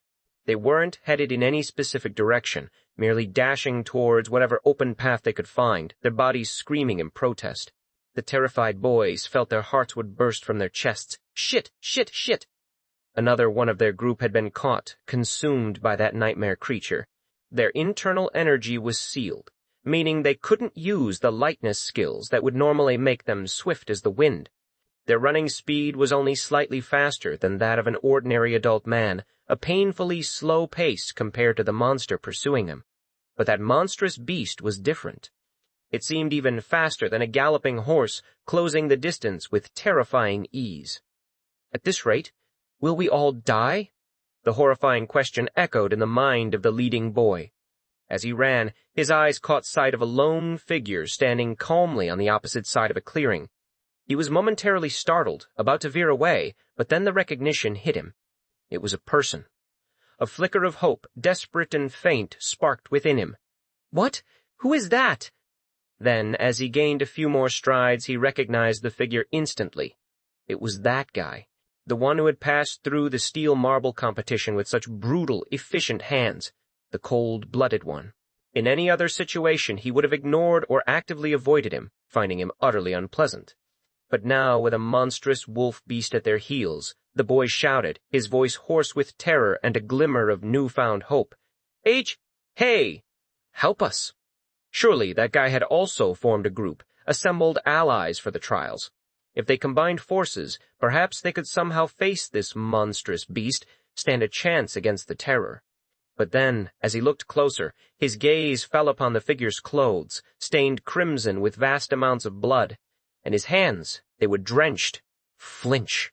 Even more unsettling, as they rushed towards him, pleading for assistance, the corners of that guy's mouth began to curl. A slow, chilling smile spread across his face, reaching his ears. The desperate calls tore through the humid air of the forest, a symphony of fear and frantic motion. 3 young figures burst from the dense undergrowth, their ragged breaths painting vapor trails in the early morning chill. They stumbled forward, limbs pumping, eyes wide with the primal terror of the hunted. A monstrous shadow, unseen but keenly felt, bore down upon them from behind. Their gazes locked onto a lone boy standing ahead, his silhouette framed by the dappled light of the canopy. Hope surged through them, raw and desperate. As they pleaded for help, the boy offered a smile, wide and unnervingly serene. Yet, instead of comfort, his expression radiated a chilling malevolence that pierced one runner to his core. That boy, the perceptive one, faltered, his instincts screaming for caution. He stopped dead, a knot of dread tightening in his gut. But his companions, blinded by their panic and the immediate threat, surged onward. Their pleas grew louder, more urgent, their voices cracking with exhaustion and terror. "Help us!" One gasped, arms flailing. "A monster-like wolf is chasing us!" The perceptive boy's warning, a strangled whisper of, "Wait, stop," died on his lips. Before he could finish, the first boy reached the smiling figure. There was a sickeningly swift motion, a blur of practiced grace. The boy's neck was seized, then twisted with a sharp, brutal crack. A choked cry escaped him before his body crumpled to the ground, a heap of extinguished life. The sight froze the second boy mid-stride. He stumbled backward, a guttural sound of pure horror tearing from his throat. His eyes, fixed on the fallen body, filled with unspeakable fear. As the smiling boy advanced, slowly, deliberately, the perceptive boy finally found his voice. "You bastard! What are you doing?" he screamed, his voice hoarse with disbelief and rage. The smiling boy merely chuckled, a dry, mirthless sound. He moved with impossible speed, a fluid leap, then a swift kick. His foot connected with the head of the boy who had fallen, sending a sickening thud through the quiet forest. The boy's head snapped back at an unnatural angle, his mouth agape in a final silent scream. He, too, was still. The perceptive boy stared, paralyzed. His mind reeled. This was not a contest for some prize, not a mere rivalry. This was senseless, brutal murder. The sheer audacity of it, the cold indifference, sent a shiver down his spine. No sane person did such things. A guttural grunt echoed from the bushes behind him. The air thrummed with a heavy, primal scent.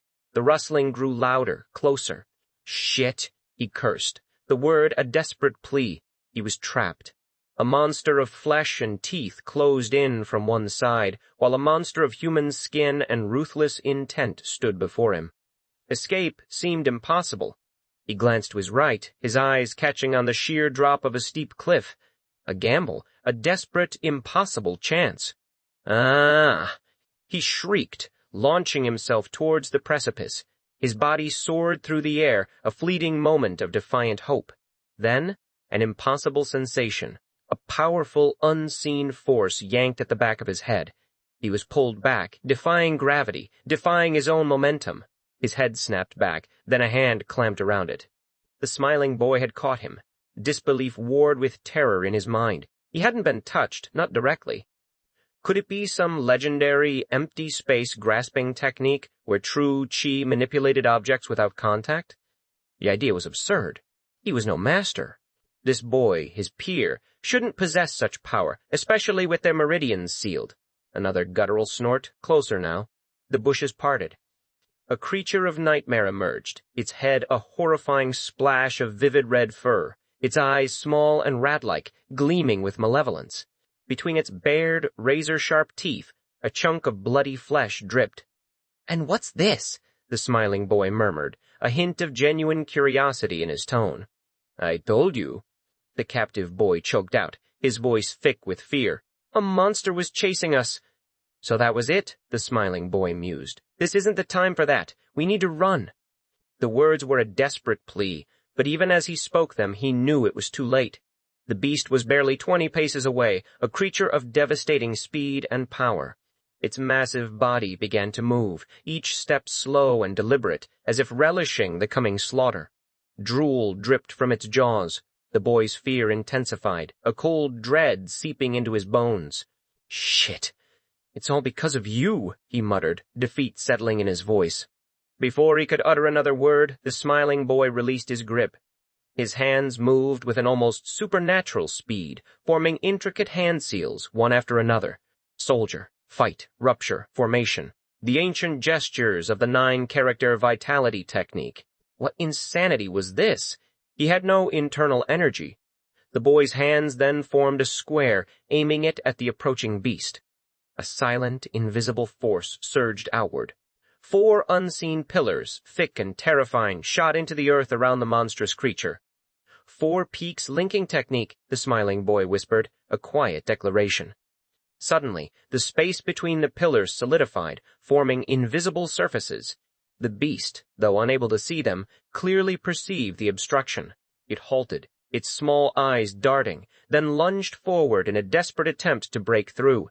There was a muffled impact, a sound of heavy flesh striking an unseen wall. A sharp squeal of frustration erupted from the beast as it bounced backward. "What?" the captive boy gasped, bewildered.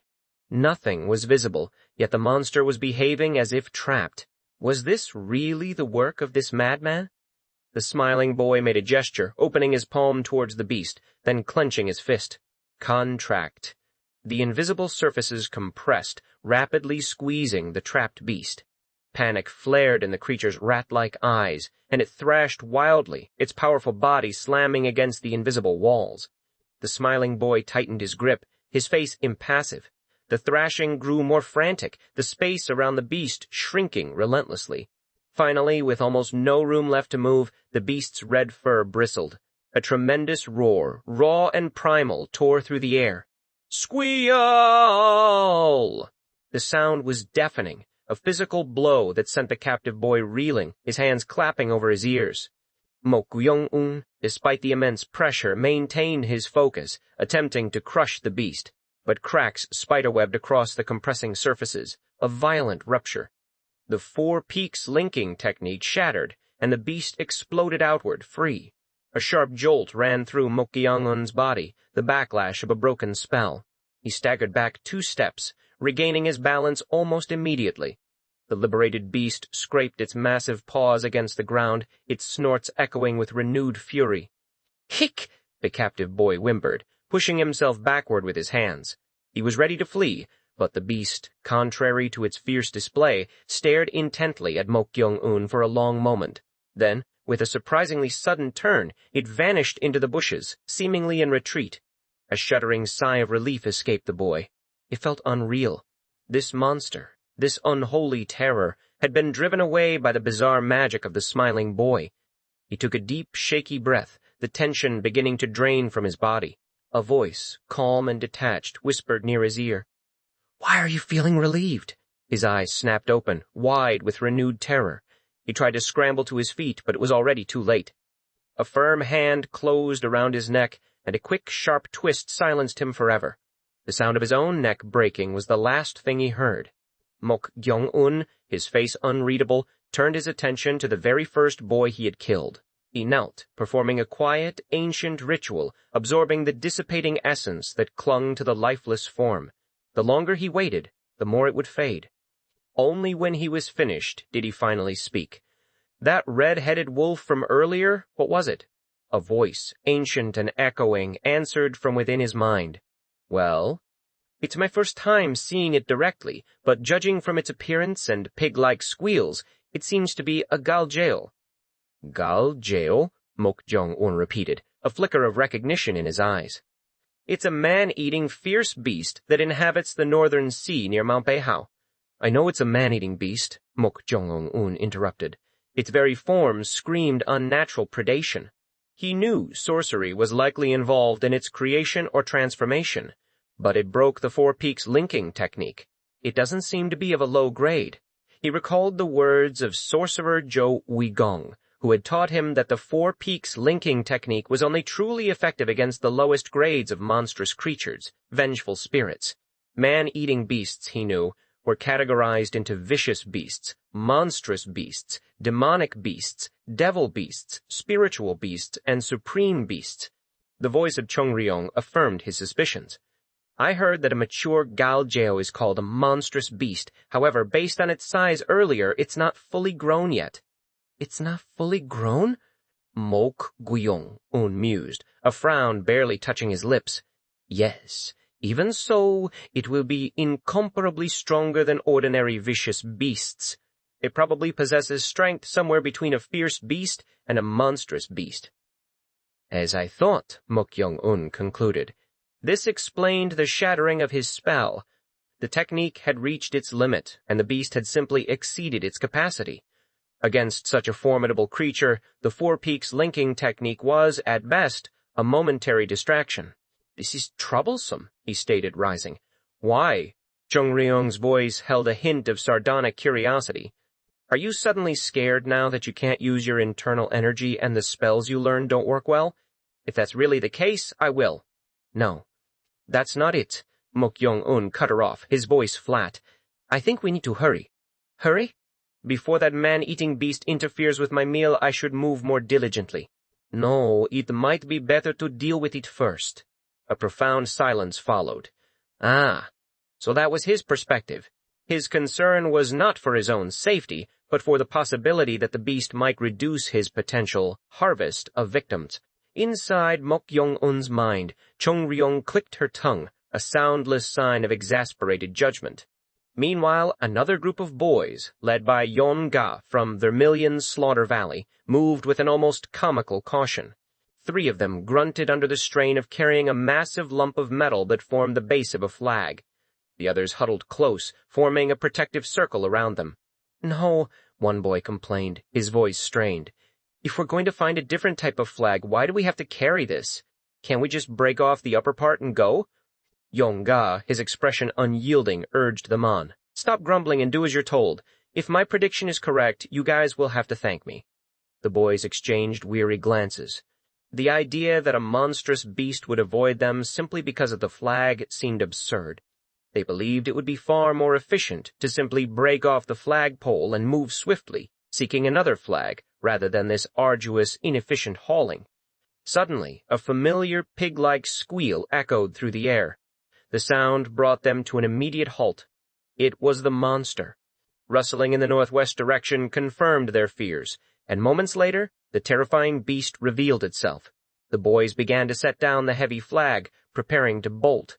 "Stay still," Yomga commanded, his voice firm and unwavering. The boys hesitated. Were they to run or confront it together? What did stay still even mean in the face of such a creature? As they wavered, the beast fixed its rat-like eyes on the flag they held. A flicker of alarm crossed its face. It raised its ears, then, to their utter astonishment, turned its massive body and melted back into the bushes. Huh? The sound of collective bewilderment escaped their lips. The beast had actually fled at the sight of the flag. Yomga's lips curved into a triumphant smile. "See?" he said, his voice laced with vindication. His judgment had been proven correct. An idea began to take root in his mind. Few, if any, would know of the flag's strange protective quality. He could use this. A bitter, calculating smirk spread across his face. The air within the cavern hung heavy with the acrid scent of damp earth, and something far more sickening. Torchlight flickered, casting grotesque shadows as 5 carriages, each one a hearse in miniature, rumbled deeper into the stone maw. Red-belted warriors, their faces grim and set, strained at the harnesses, pulling the cumbersome loads past rough-hewn walls. Finally, the procession halted. Before them lay a grim tableau, dozens of young bodies, still and lifeless, arranged neatly on the cold rock floor. "Is this the last of them?" a gruff voice echoed. "Then we begin the transfer." The warriors, their movements practiced and efficient, began to carry the corpses, laying them side by side. Another carriage arrived, then another, each depositing its silent cargo. A veteran warrior paused, clicking his tongue in distaste as he handled a particularly swollen form. "Took them out late," he muttered. "The bodies are bloated." The unfortunate boy's flesh was distended, testament to 2 long spent submerged in shallow, murky valley water. A middle-aged man, austere in a Taoist robe adorned with the stark yin and yang symbol, approached the scene. "Exclude that one," he commanded, his voice carrying an unyielding authority. "This much isn't good enough," the warrior questioned, a hint of resignation in his tone. "The process requires pristine material," the Taoist replied, his gaze unwavering. "This one cannot be used." With a sigh, the warrior and his comrades moved the waterlogged corpse to a separate carriage, distinct from the others. As they did, a new recruit, his face pale and eyes wide with revulsion, retched violently. "Blek!" The sound tore from him, echoing sickly in the cave. Experienced warriors scoffed, though a flicker of understanding crossed their hardened features. "A rookie!" one sneered, though the words lacked true malice. They knew. The bodies being sorted, though tragic, bore few outward wounds, largely retaining their human form.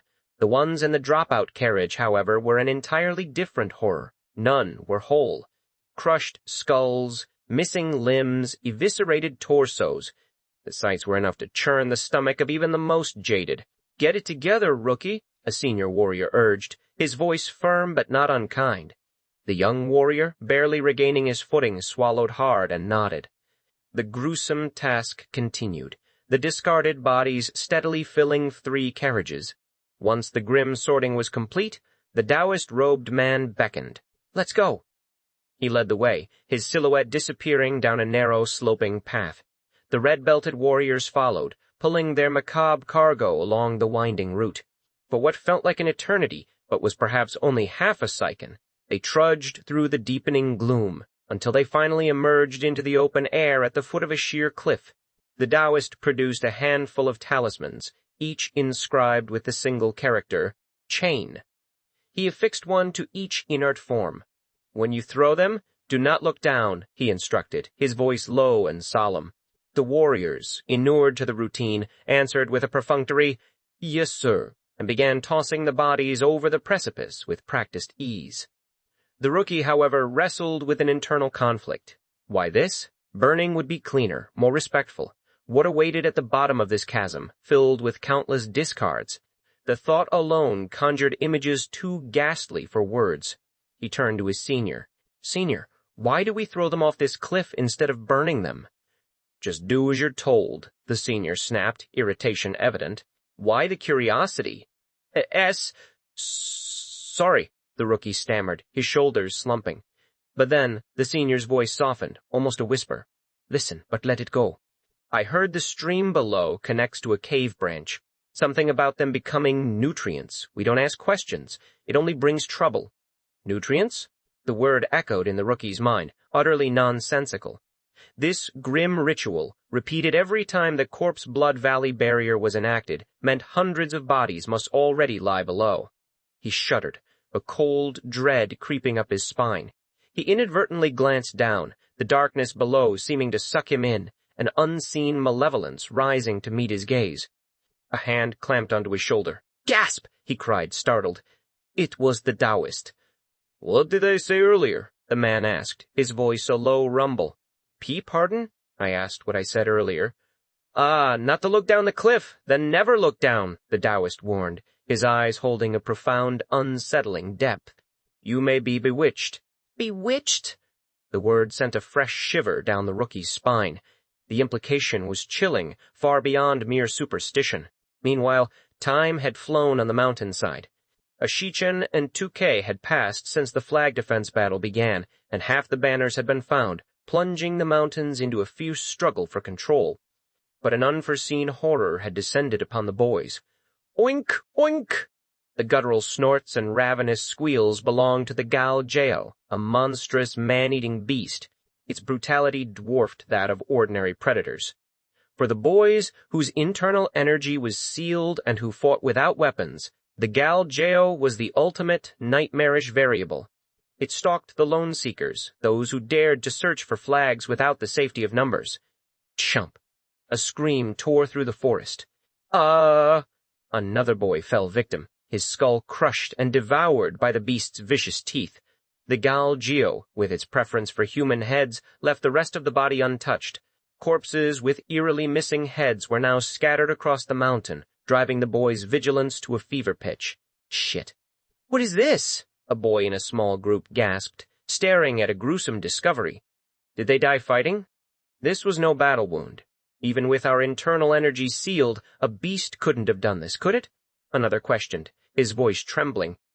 "These are teeth marks," a third confirmed, his eyes wide with horror. "But can any beast chew up an entire head?" a fourth protested. "Even a tiger leaves the skull intact." The headless corpse defied comprehension. Mok Gyeong-un, part of this shaken group, felt a profound weariness settle into his bones. Dark circles rimmed his eyes. This place truly was a hell. He'd already lost 3 comrades in the flag battle, and now his group of 5 wandered, desperately seeking another banner.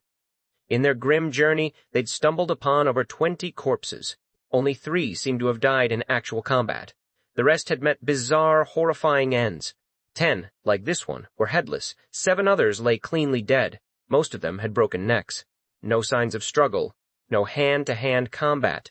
Just a swift, silent end. It was as if they died without the chance to resist, a chilling thought. What was happening? Beyond the brutal contest for flags, some unknown entity was systematically slaughtering boys. Who? Just who was responsible for this? 200 jang east from Mok Gyeong-un's position, higher on the mountainside, one of those culprits knelt. Mok Gyeong-un pressed his hand against the chest of a headless corpse, steadily absorbing the death chi that seeped from it. After a moment, he withdrew his hand, a flicker of dissatisfaction crossing his features. "It's lacking," he muttered. "You mean death chi?" Chong-ring's voice echoed in his mind. "Yes, of course. When man-eating beasts attack, most of the chi is devoured along with the flesh. It depletes quickly." Mok Gyeong-un clicked his tongue. Even the ki released upon death was fleeting. This was proving to be a problem. He'd moved swiftly, intending to harvest more death ki than the Gal-jeo, but he was falling behind. It's starting to annoy me. Unlike his own deliberate process of absorption, the Gal-jeo simply gorged on the heads and moved on to its next victim. It should be full by now, yet it continued its endless rampage. I feel like I'm eating leftovers. Chong Ryong hummed thoughtfully. What is it? He asked. That beast? It's eating far more than I'd expected. Mok Gyeong-un shrugged. It doesn't seem full. No, even considering its voracious appetite, this is excessive, Chong Ryong insisted. It truly is consuming an unusual amount. Perhaps it's in a period of active growth, he speculated. I see. What is it? It might be on the verge of becoming an adult beast, Chong Ryong mused. An adult? Yes. Some man-eating beasts require a massive influx of qi to reproduce or to reach their adult forms. So the Gal-jeo is one of those types, perhaps? Chong Ryong's words made Mok Gyeong-un stroke his chin in troubled thought. If this creature continued its gluttonous feast, his own harvest would be significantly reduced. A new plan formed in his mind. This won't do. I'll have to deal with that Gal-jeo first. He had initially thought leaving the beast alone would create chaos and indirectly benefit him, but now it was a hindrance. The decision was made. He would hunt the Gal-jeo. How? Chong Ryong asked. Can you help me? You claimed you could handle it alone, but even you find yourself in a bind now, eh? Chong Ryong snorted in amusement. Then release me from this cramped place. Mok Gyeong-un held the wooden puppet she inhabited, formed intricate hand seals, and chanted an ancient spell. The origin connects to the earth.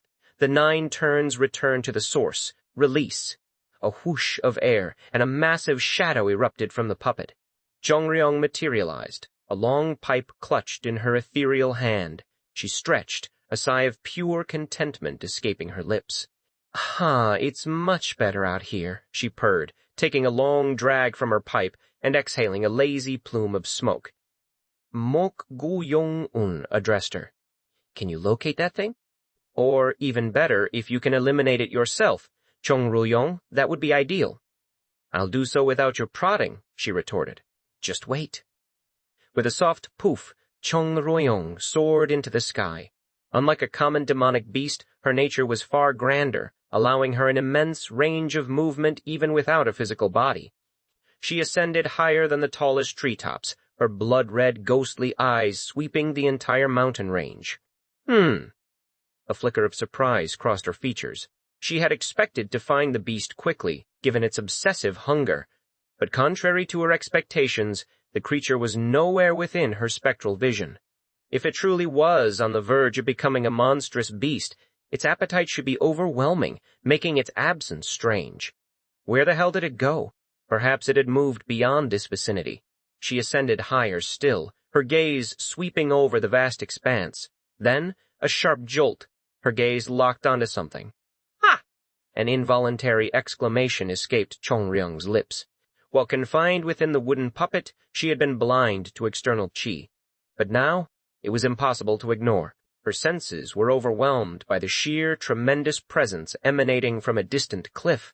Countless screams, high-pitched and full of agony, rose from below. She descended swiftly. Mok Gyeong-un saw her return. Did you find it already? No, I didn't see it, she replied, her voice tinged with a strange, almost feverish excitement. More importantly, you need to follow me, now. Her urgency puzzled Mok Gyeong-un, but he followed without question. The destination wasn't far, only 2K away, deep within the mountain's edge towards a specific cliff. On the ground, Mok Gyeong-un noticed faint but distinct wheel tracks. Wheel tracks? The sloping path was riddled with them, as if heavy carriages had traversed it recently. As he proceeded with growing bewilderment, an ominous qi washed over him, making his steps falter. What in the world is this? Since his ghost eyes had opened and his 6th sense awakened, he had become acutely sensitive to such things. Why had he not detected this before? He surveyed the surroundings, his gaze sharpening. Talismans, carved spells, affixed to the cliffs and trees. They were designed to contain the very ominousness that now assailed his senses, preventing its escape. But if even with so many talismans, such a tremendous suffocating dread could seep out, what horrors lay beyond them? He reached the end of the wheel tracks. Chong Ryong sat perched on the cliff edge, calmly smoking her long pipe. Do you see it? She asked. Mok Gyeong-un's flesh crawled.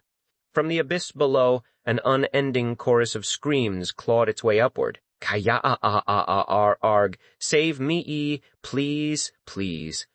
Along with the agonizing cries, an ominous key, thick and palpable, crashed upwards, desperate to climb, yet held captive. Take a closer look, Chongryong urged. Mok Gyeong-un approached the edge and peered down. Ah, he breathed, a raw sound of horror. It was a bottomless pit, a swirling vortex of countless resentments. Malice and dread spewed upwards, a tangible, suffocating miasma. Even with the multitude of talismans plastered across the cliff face, the sheer force of the malevolence was overwhelming. A person with weaker mental fortitude might lose consciousness just by gazing upon it. Kid, do you know what goo poison is? Chung Ryung asked, her voice calm amidst the cacophony of suffering. How could I not? Mok Gyeong-un replied, his voice strained. He knew almost everything about medicinal herbs and poisons, a lore passed down from his grandfather. Goo poison, a dark art from the Nanman region, involved sealing dozens, even hundreds, of poisonous creatures in a jar until only one, the most venomous, survived. Why are you asking that? Jung Ryong's lips curved into a chilling smile. There's goo poison down there. A chilling symphony of torment drifted upward from the abyss, a cacophony of desperate wails and agonized screams. Mok Gyeong-un stood at the precipice, a sheer drop plummeting into an impenetrable darkness, and listened. The air itself seemed to vibrate with the anguish of countless souls. Goo poison? He murmured, the concept unfamiliar, yet the sound resonated with the hellish scene below. A voice, ancient and dry as parchment, answered beside him. Yes, can't you hear them? These screams. He heard them, certainly. The clamor was unmistakable, a terrified chorus of Kya! Rish, and frantic pleas for salvation. This was unlike anything he had ever witnessed. While individually, these specters might register as mere red spirits, their collective presence was a terrifying wave of negative energy. Hundreds, perhaps thousands of them writhed together, creating an unsettling tableau of suffering. The air grew heavy, thick with despair and the stench of stagnant death. Take a closer look, the voice urged. Your eyes should be able to see it. Mok Gyeong-un focused his gaze, straining against the gloom. Slowly, details emerged from the swirling darkness. The vengeful spirits, their forms indistinct but their agony palpable, stretched translucent hands upward, yearning for escape. Yet heavy iron chains, clanging faintly against unseen surfaces, bound their ankles and wrists. Those are, he began, a flicker of recognition in his eyes. You should know well, kid, since you learned sorcery. You've done it once, too. The words brought a vivid, unsettling memory to the forefront of his mind. Goshen, the chilling remembrance of how he had manipulated a departing soul, holding it captive in this world, tainting it with the key of death until it became a vengeful spirit. A soft, almost imperceptible twitch played at the corners of Mok Gyeong-un's mouth. The sheer scale of it was staggering. An unimaginable number of dead souls forcibly trapped beneath this narrow chasm, systematically transformed. This was no accident of lingering resentment. It was a deliberate, horrifying act of creation. Yet, rather than disgust or horror, a peculiar intrigue simmered within him. Truly peculiar, he thought, a sense of wonder rather than revulsion, taking root. The ancient voice clicked its tongue, a dry, disapproving sound. Mok Gyeong-un's thought process, it seemed, was far from what one might consider ordinary human behavior.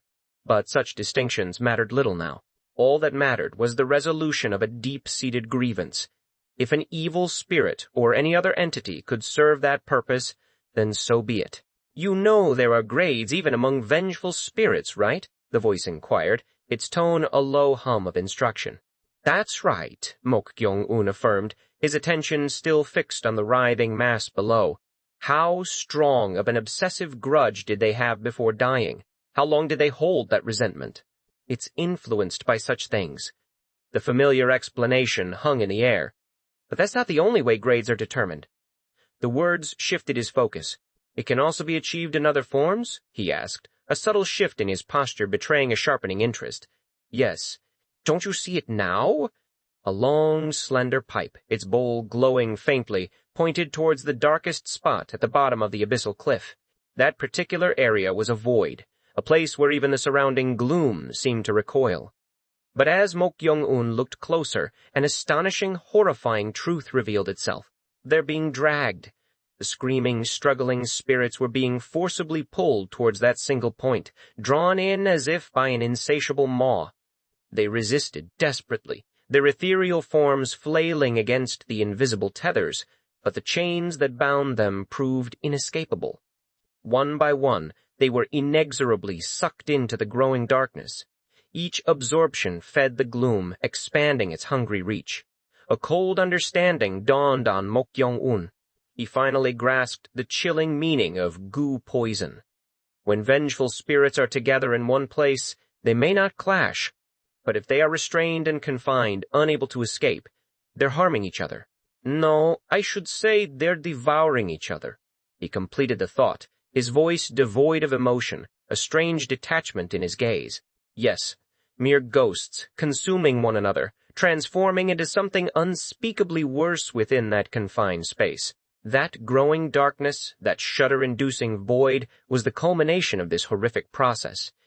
Goo poison, huh? The name was fitting.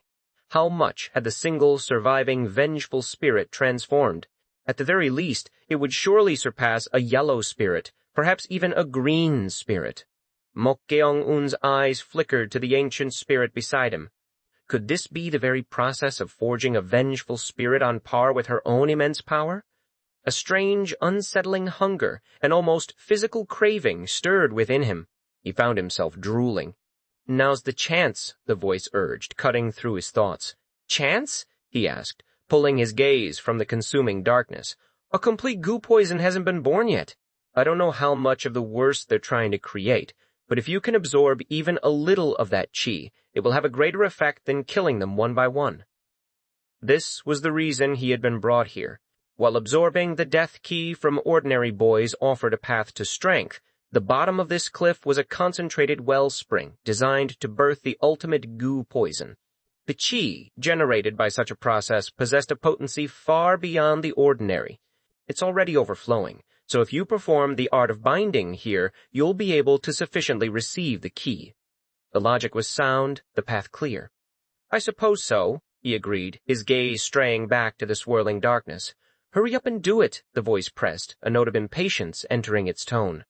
Mok Gyeong-un shook his head. What? Don't tell me you're scared. A hint of annoyance crept into the voice. No. Then why are you refusing to do it? I'm not refusing. Rather than doing it here, I'm more tempted by that.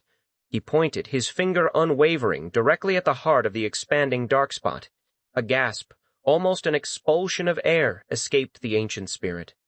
Are you crazy and want to die? The voice retorted, laced with incredulity. Pardon? That place is the very torrent where vengeful spirits are devouring each other and transforming. And you're saying you'll go there as a living being? The absurdity of his suggestion was palpable. Is it not possible? Mok Gyeong-un's innocent question only deepened the other's exasperation. Hey, brat! The voice softened, a genuine note of warning entering its timbre. There are still hundreds of individual vengeful spirits that haven't been devoured.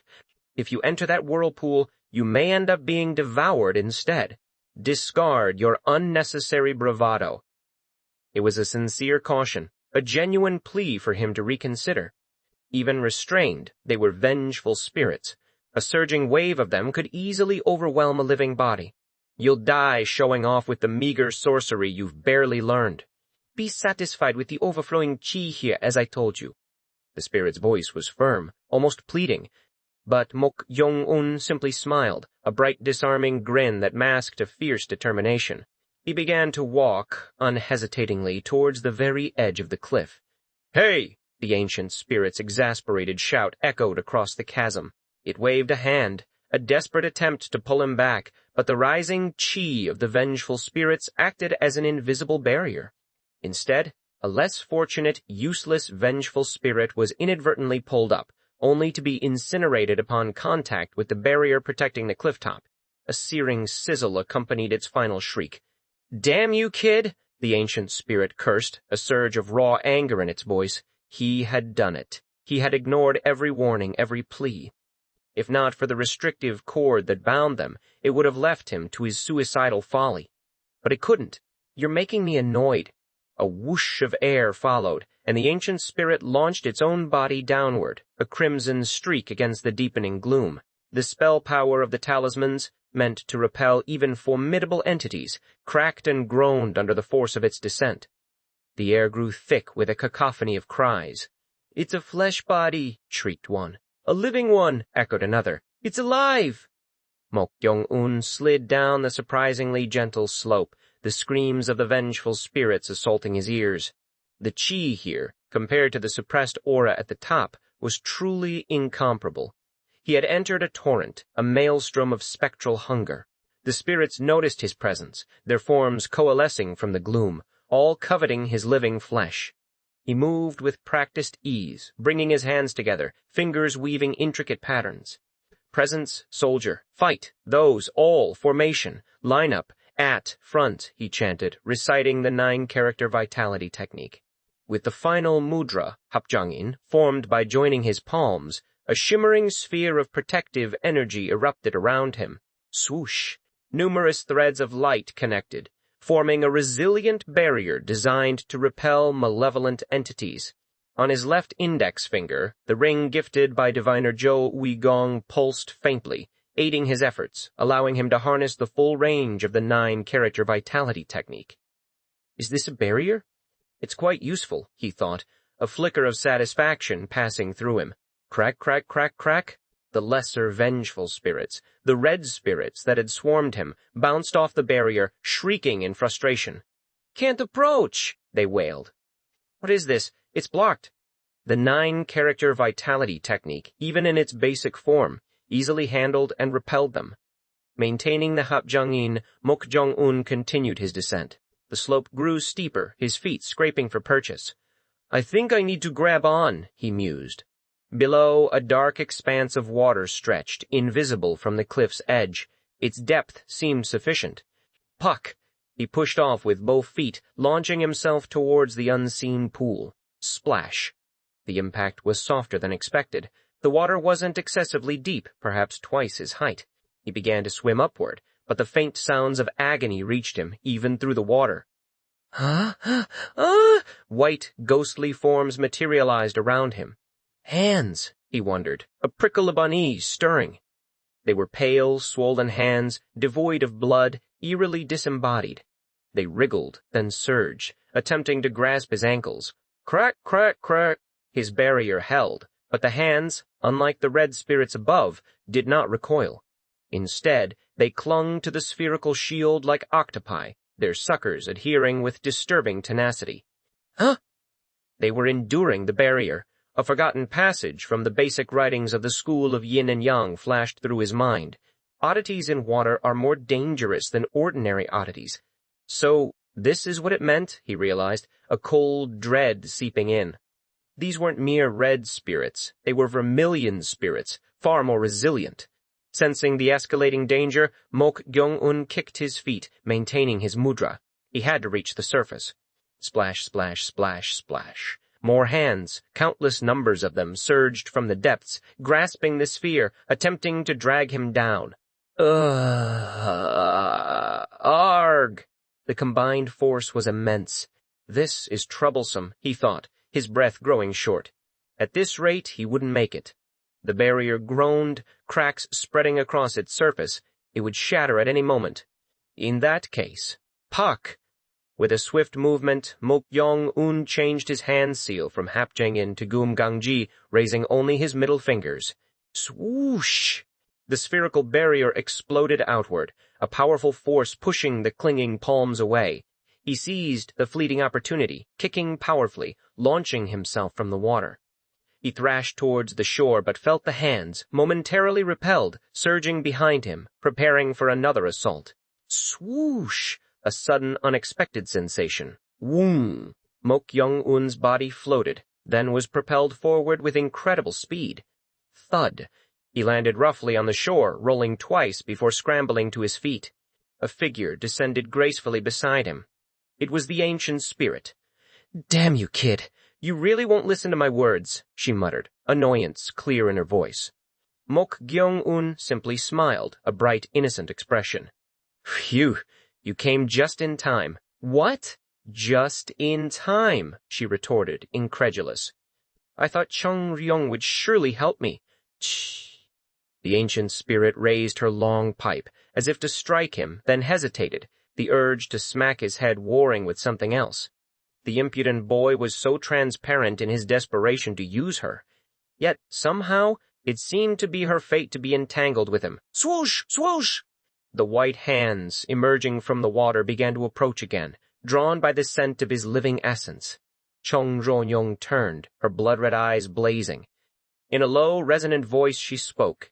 He's mine. Scram, you young ones. The words hung in the air.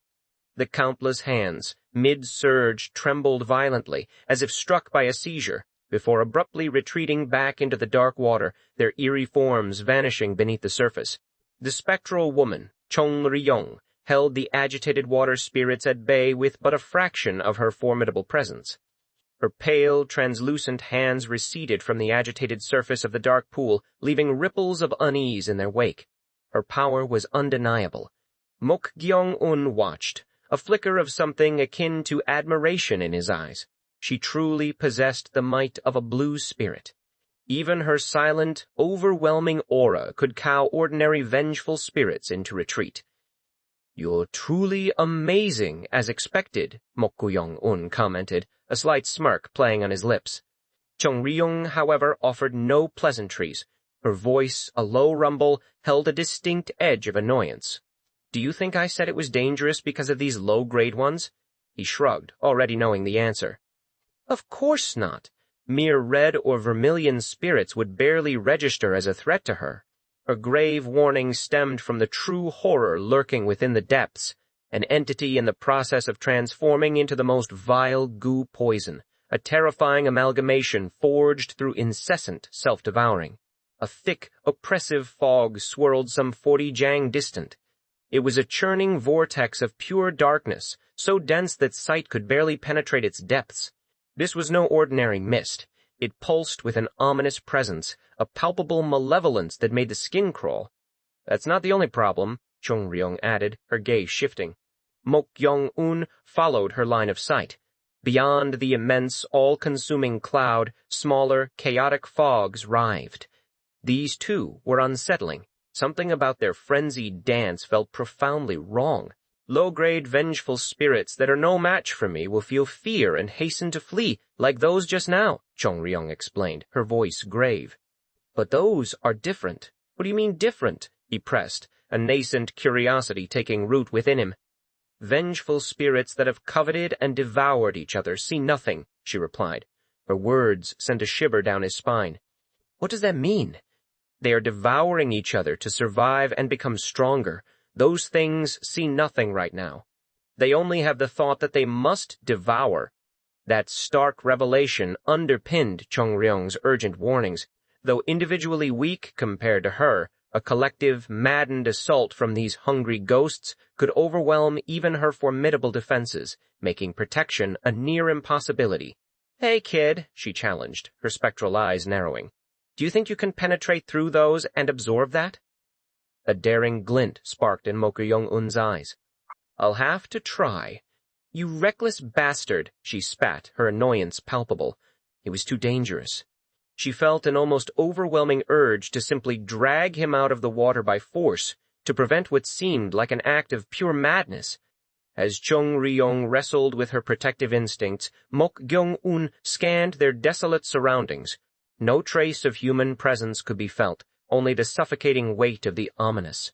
I think it'll be fine here, he murmured, more to himself than to her. What are you saying? Chung Ryong demanded, her question laced with suspicion. Without a word, Mok Gyeong-un reached around to the small of his back, his fingers tracing a specific point near his spine. His palm pressed firm against the spot. A deep, measured breath escaped his lips. What are you trying to do now? Chung Ryong's voice was a low growl of apprehension. Should I say I'm half believing and half doubting, since it was something I had been contemplating whether to try or not? He responded, his voice strained. What? She questioned again, her spectral form shifting in anticipation.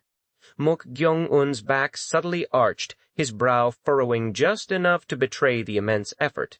He was a man who wouldn't flinch at common agony.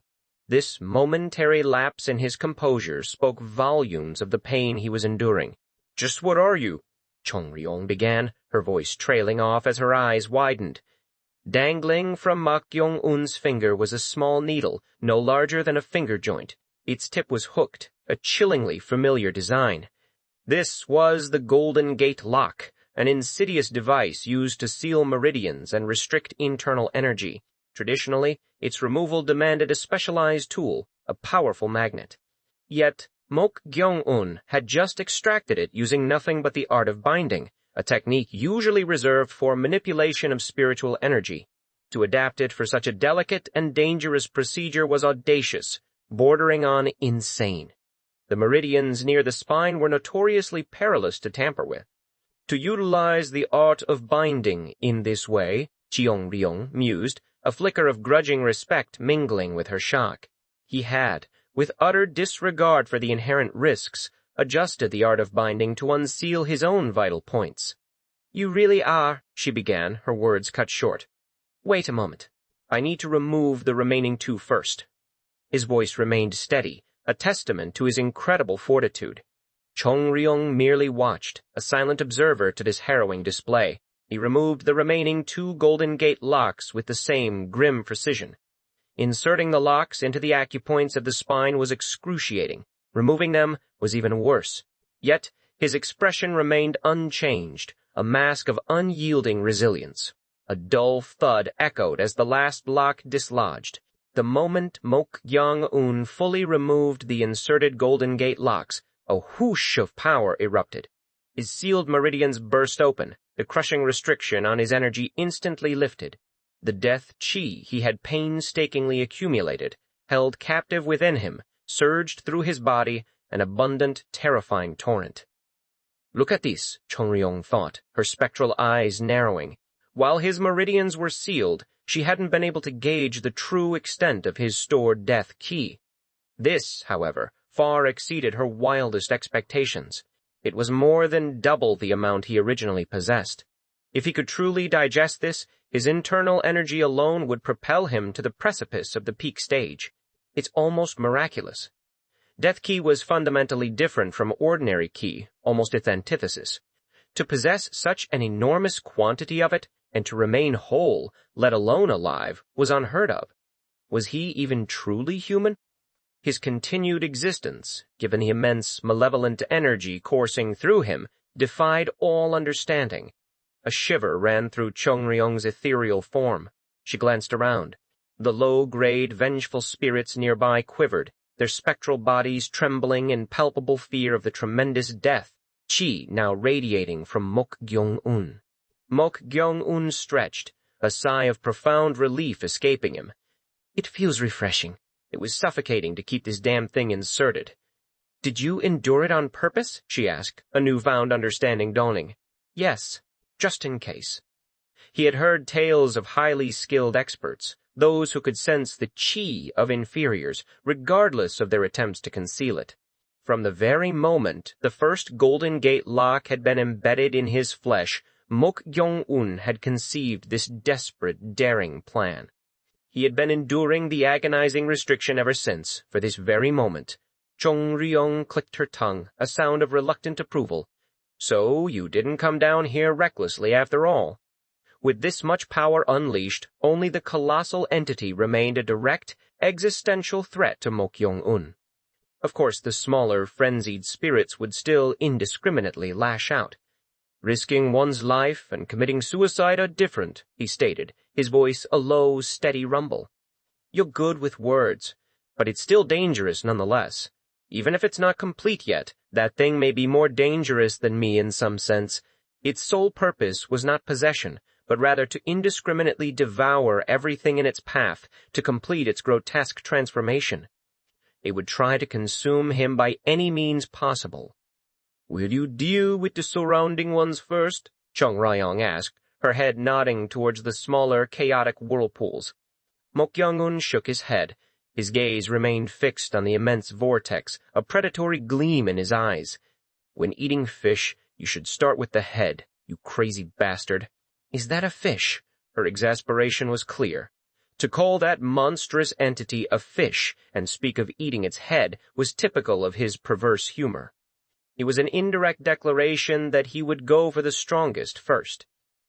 "Excessive greed is over-ambition," Chong-ryong conceded, a hint of weariness in her tone. "But if you can make that yours as you said, it could cut down 10 years. Can you help me?" His words were direct, unapologetic. "Before being a supreme ruler of gluttony, do you think I'll let my disciple die?" she shot back, a strange mix of annoyance and pride in her voice. Mok Gyeong-un smiled, a truly bright, unsettling grin that stretched the corners of his mouth. "Because if that disciple dies, Chong-ryong the master will also die."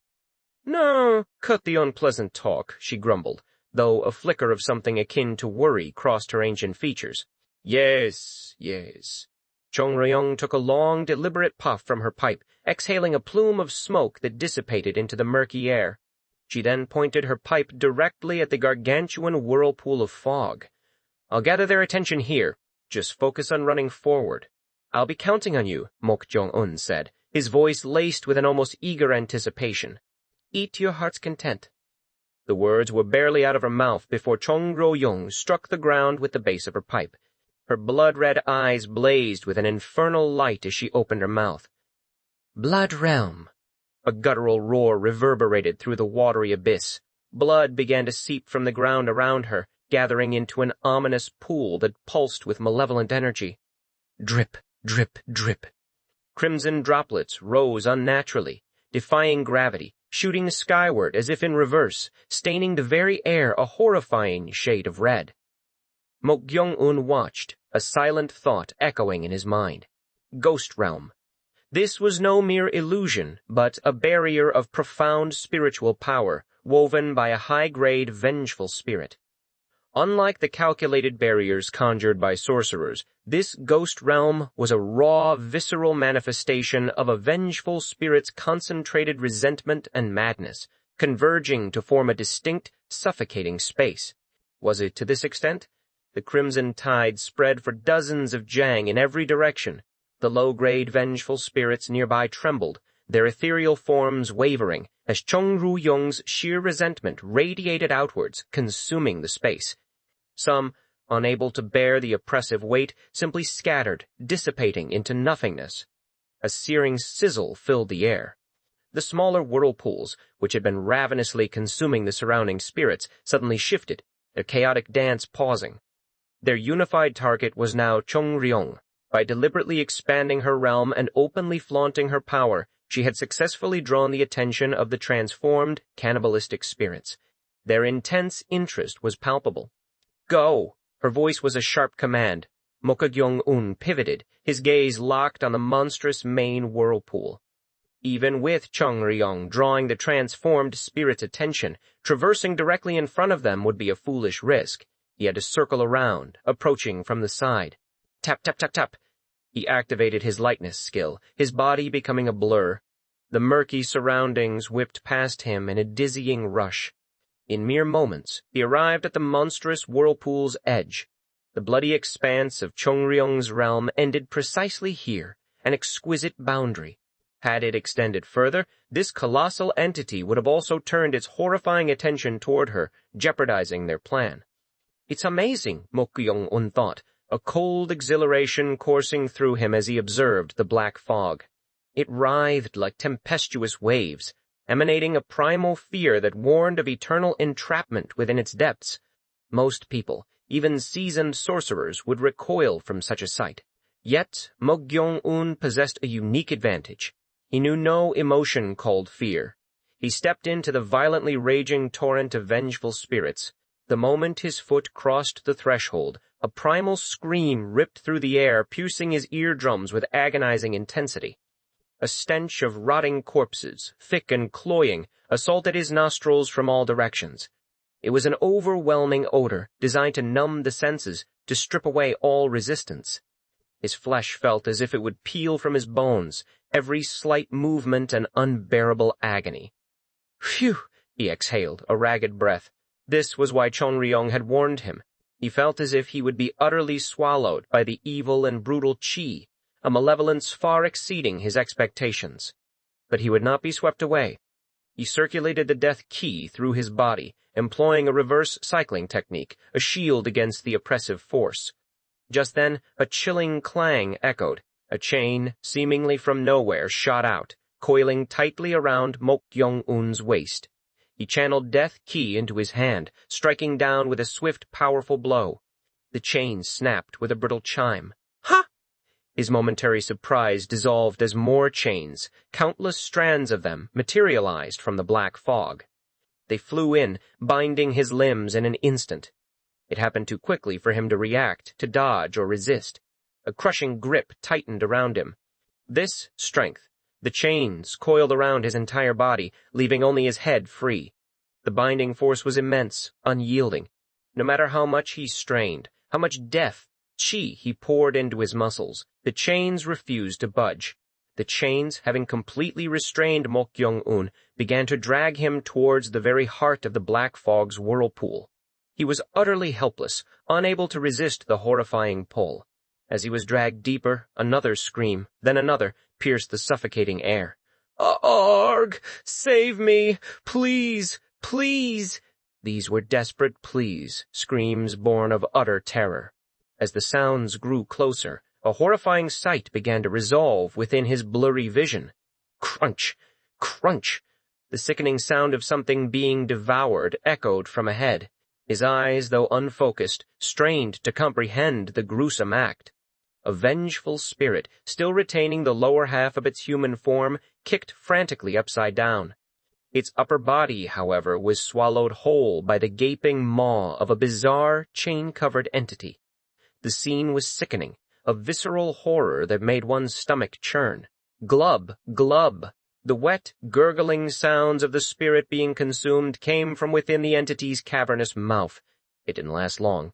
The lower half of the spirit was sucked in, disappearing in an instant. Devouring was not a metaphor here. It was a brutal, literal reality. A spine-chilling roar ripped from the throat of the bizarre, chain-covered entity that had just consumed a vengeful spirit whole. The very surroundings vibrated, as if a localized earthquake had struck. "Save me! Please!" The other vengeful spirits, still held captive by chains, screamed and pleaded with renewed fervor, their terror reaching a fever pitch. Mok Gyeong-un's entire body began to tremble. A subtle tremor, a sensation he had not felt in years. Was this it? Was this the first time he was truly experiencing fear in his life? The bizarre, chain-covered entity which had just roared slowly turned its colossal form. Its gaze, emanating from two pale, glowing eyes visible through the gaps in its chains, fell upon Mok Gyeong-un. "I'll eat." "You!" An eerie, ancient voice echoed from its depths, resonating through the swirling darkness, promising a horrific end. Mok Gyeong-un, who had been trembling, slowly raised his head. But his face held no expression of terror, no sign of being consumed by fear. Instead, his lips twitched, a perverse excitement igniting within him. A smile, wide and terrifying, stretched the corners of his mouth, reaching his ears. The entity's pale, chilling eyes widened, a flicker of something akin to surprise in their depths. Mok Gyeong-un spoke, his voice unnervingly calm, to the bizarre, chain-covered creature. "Seems like our opinions coincide.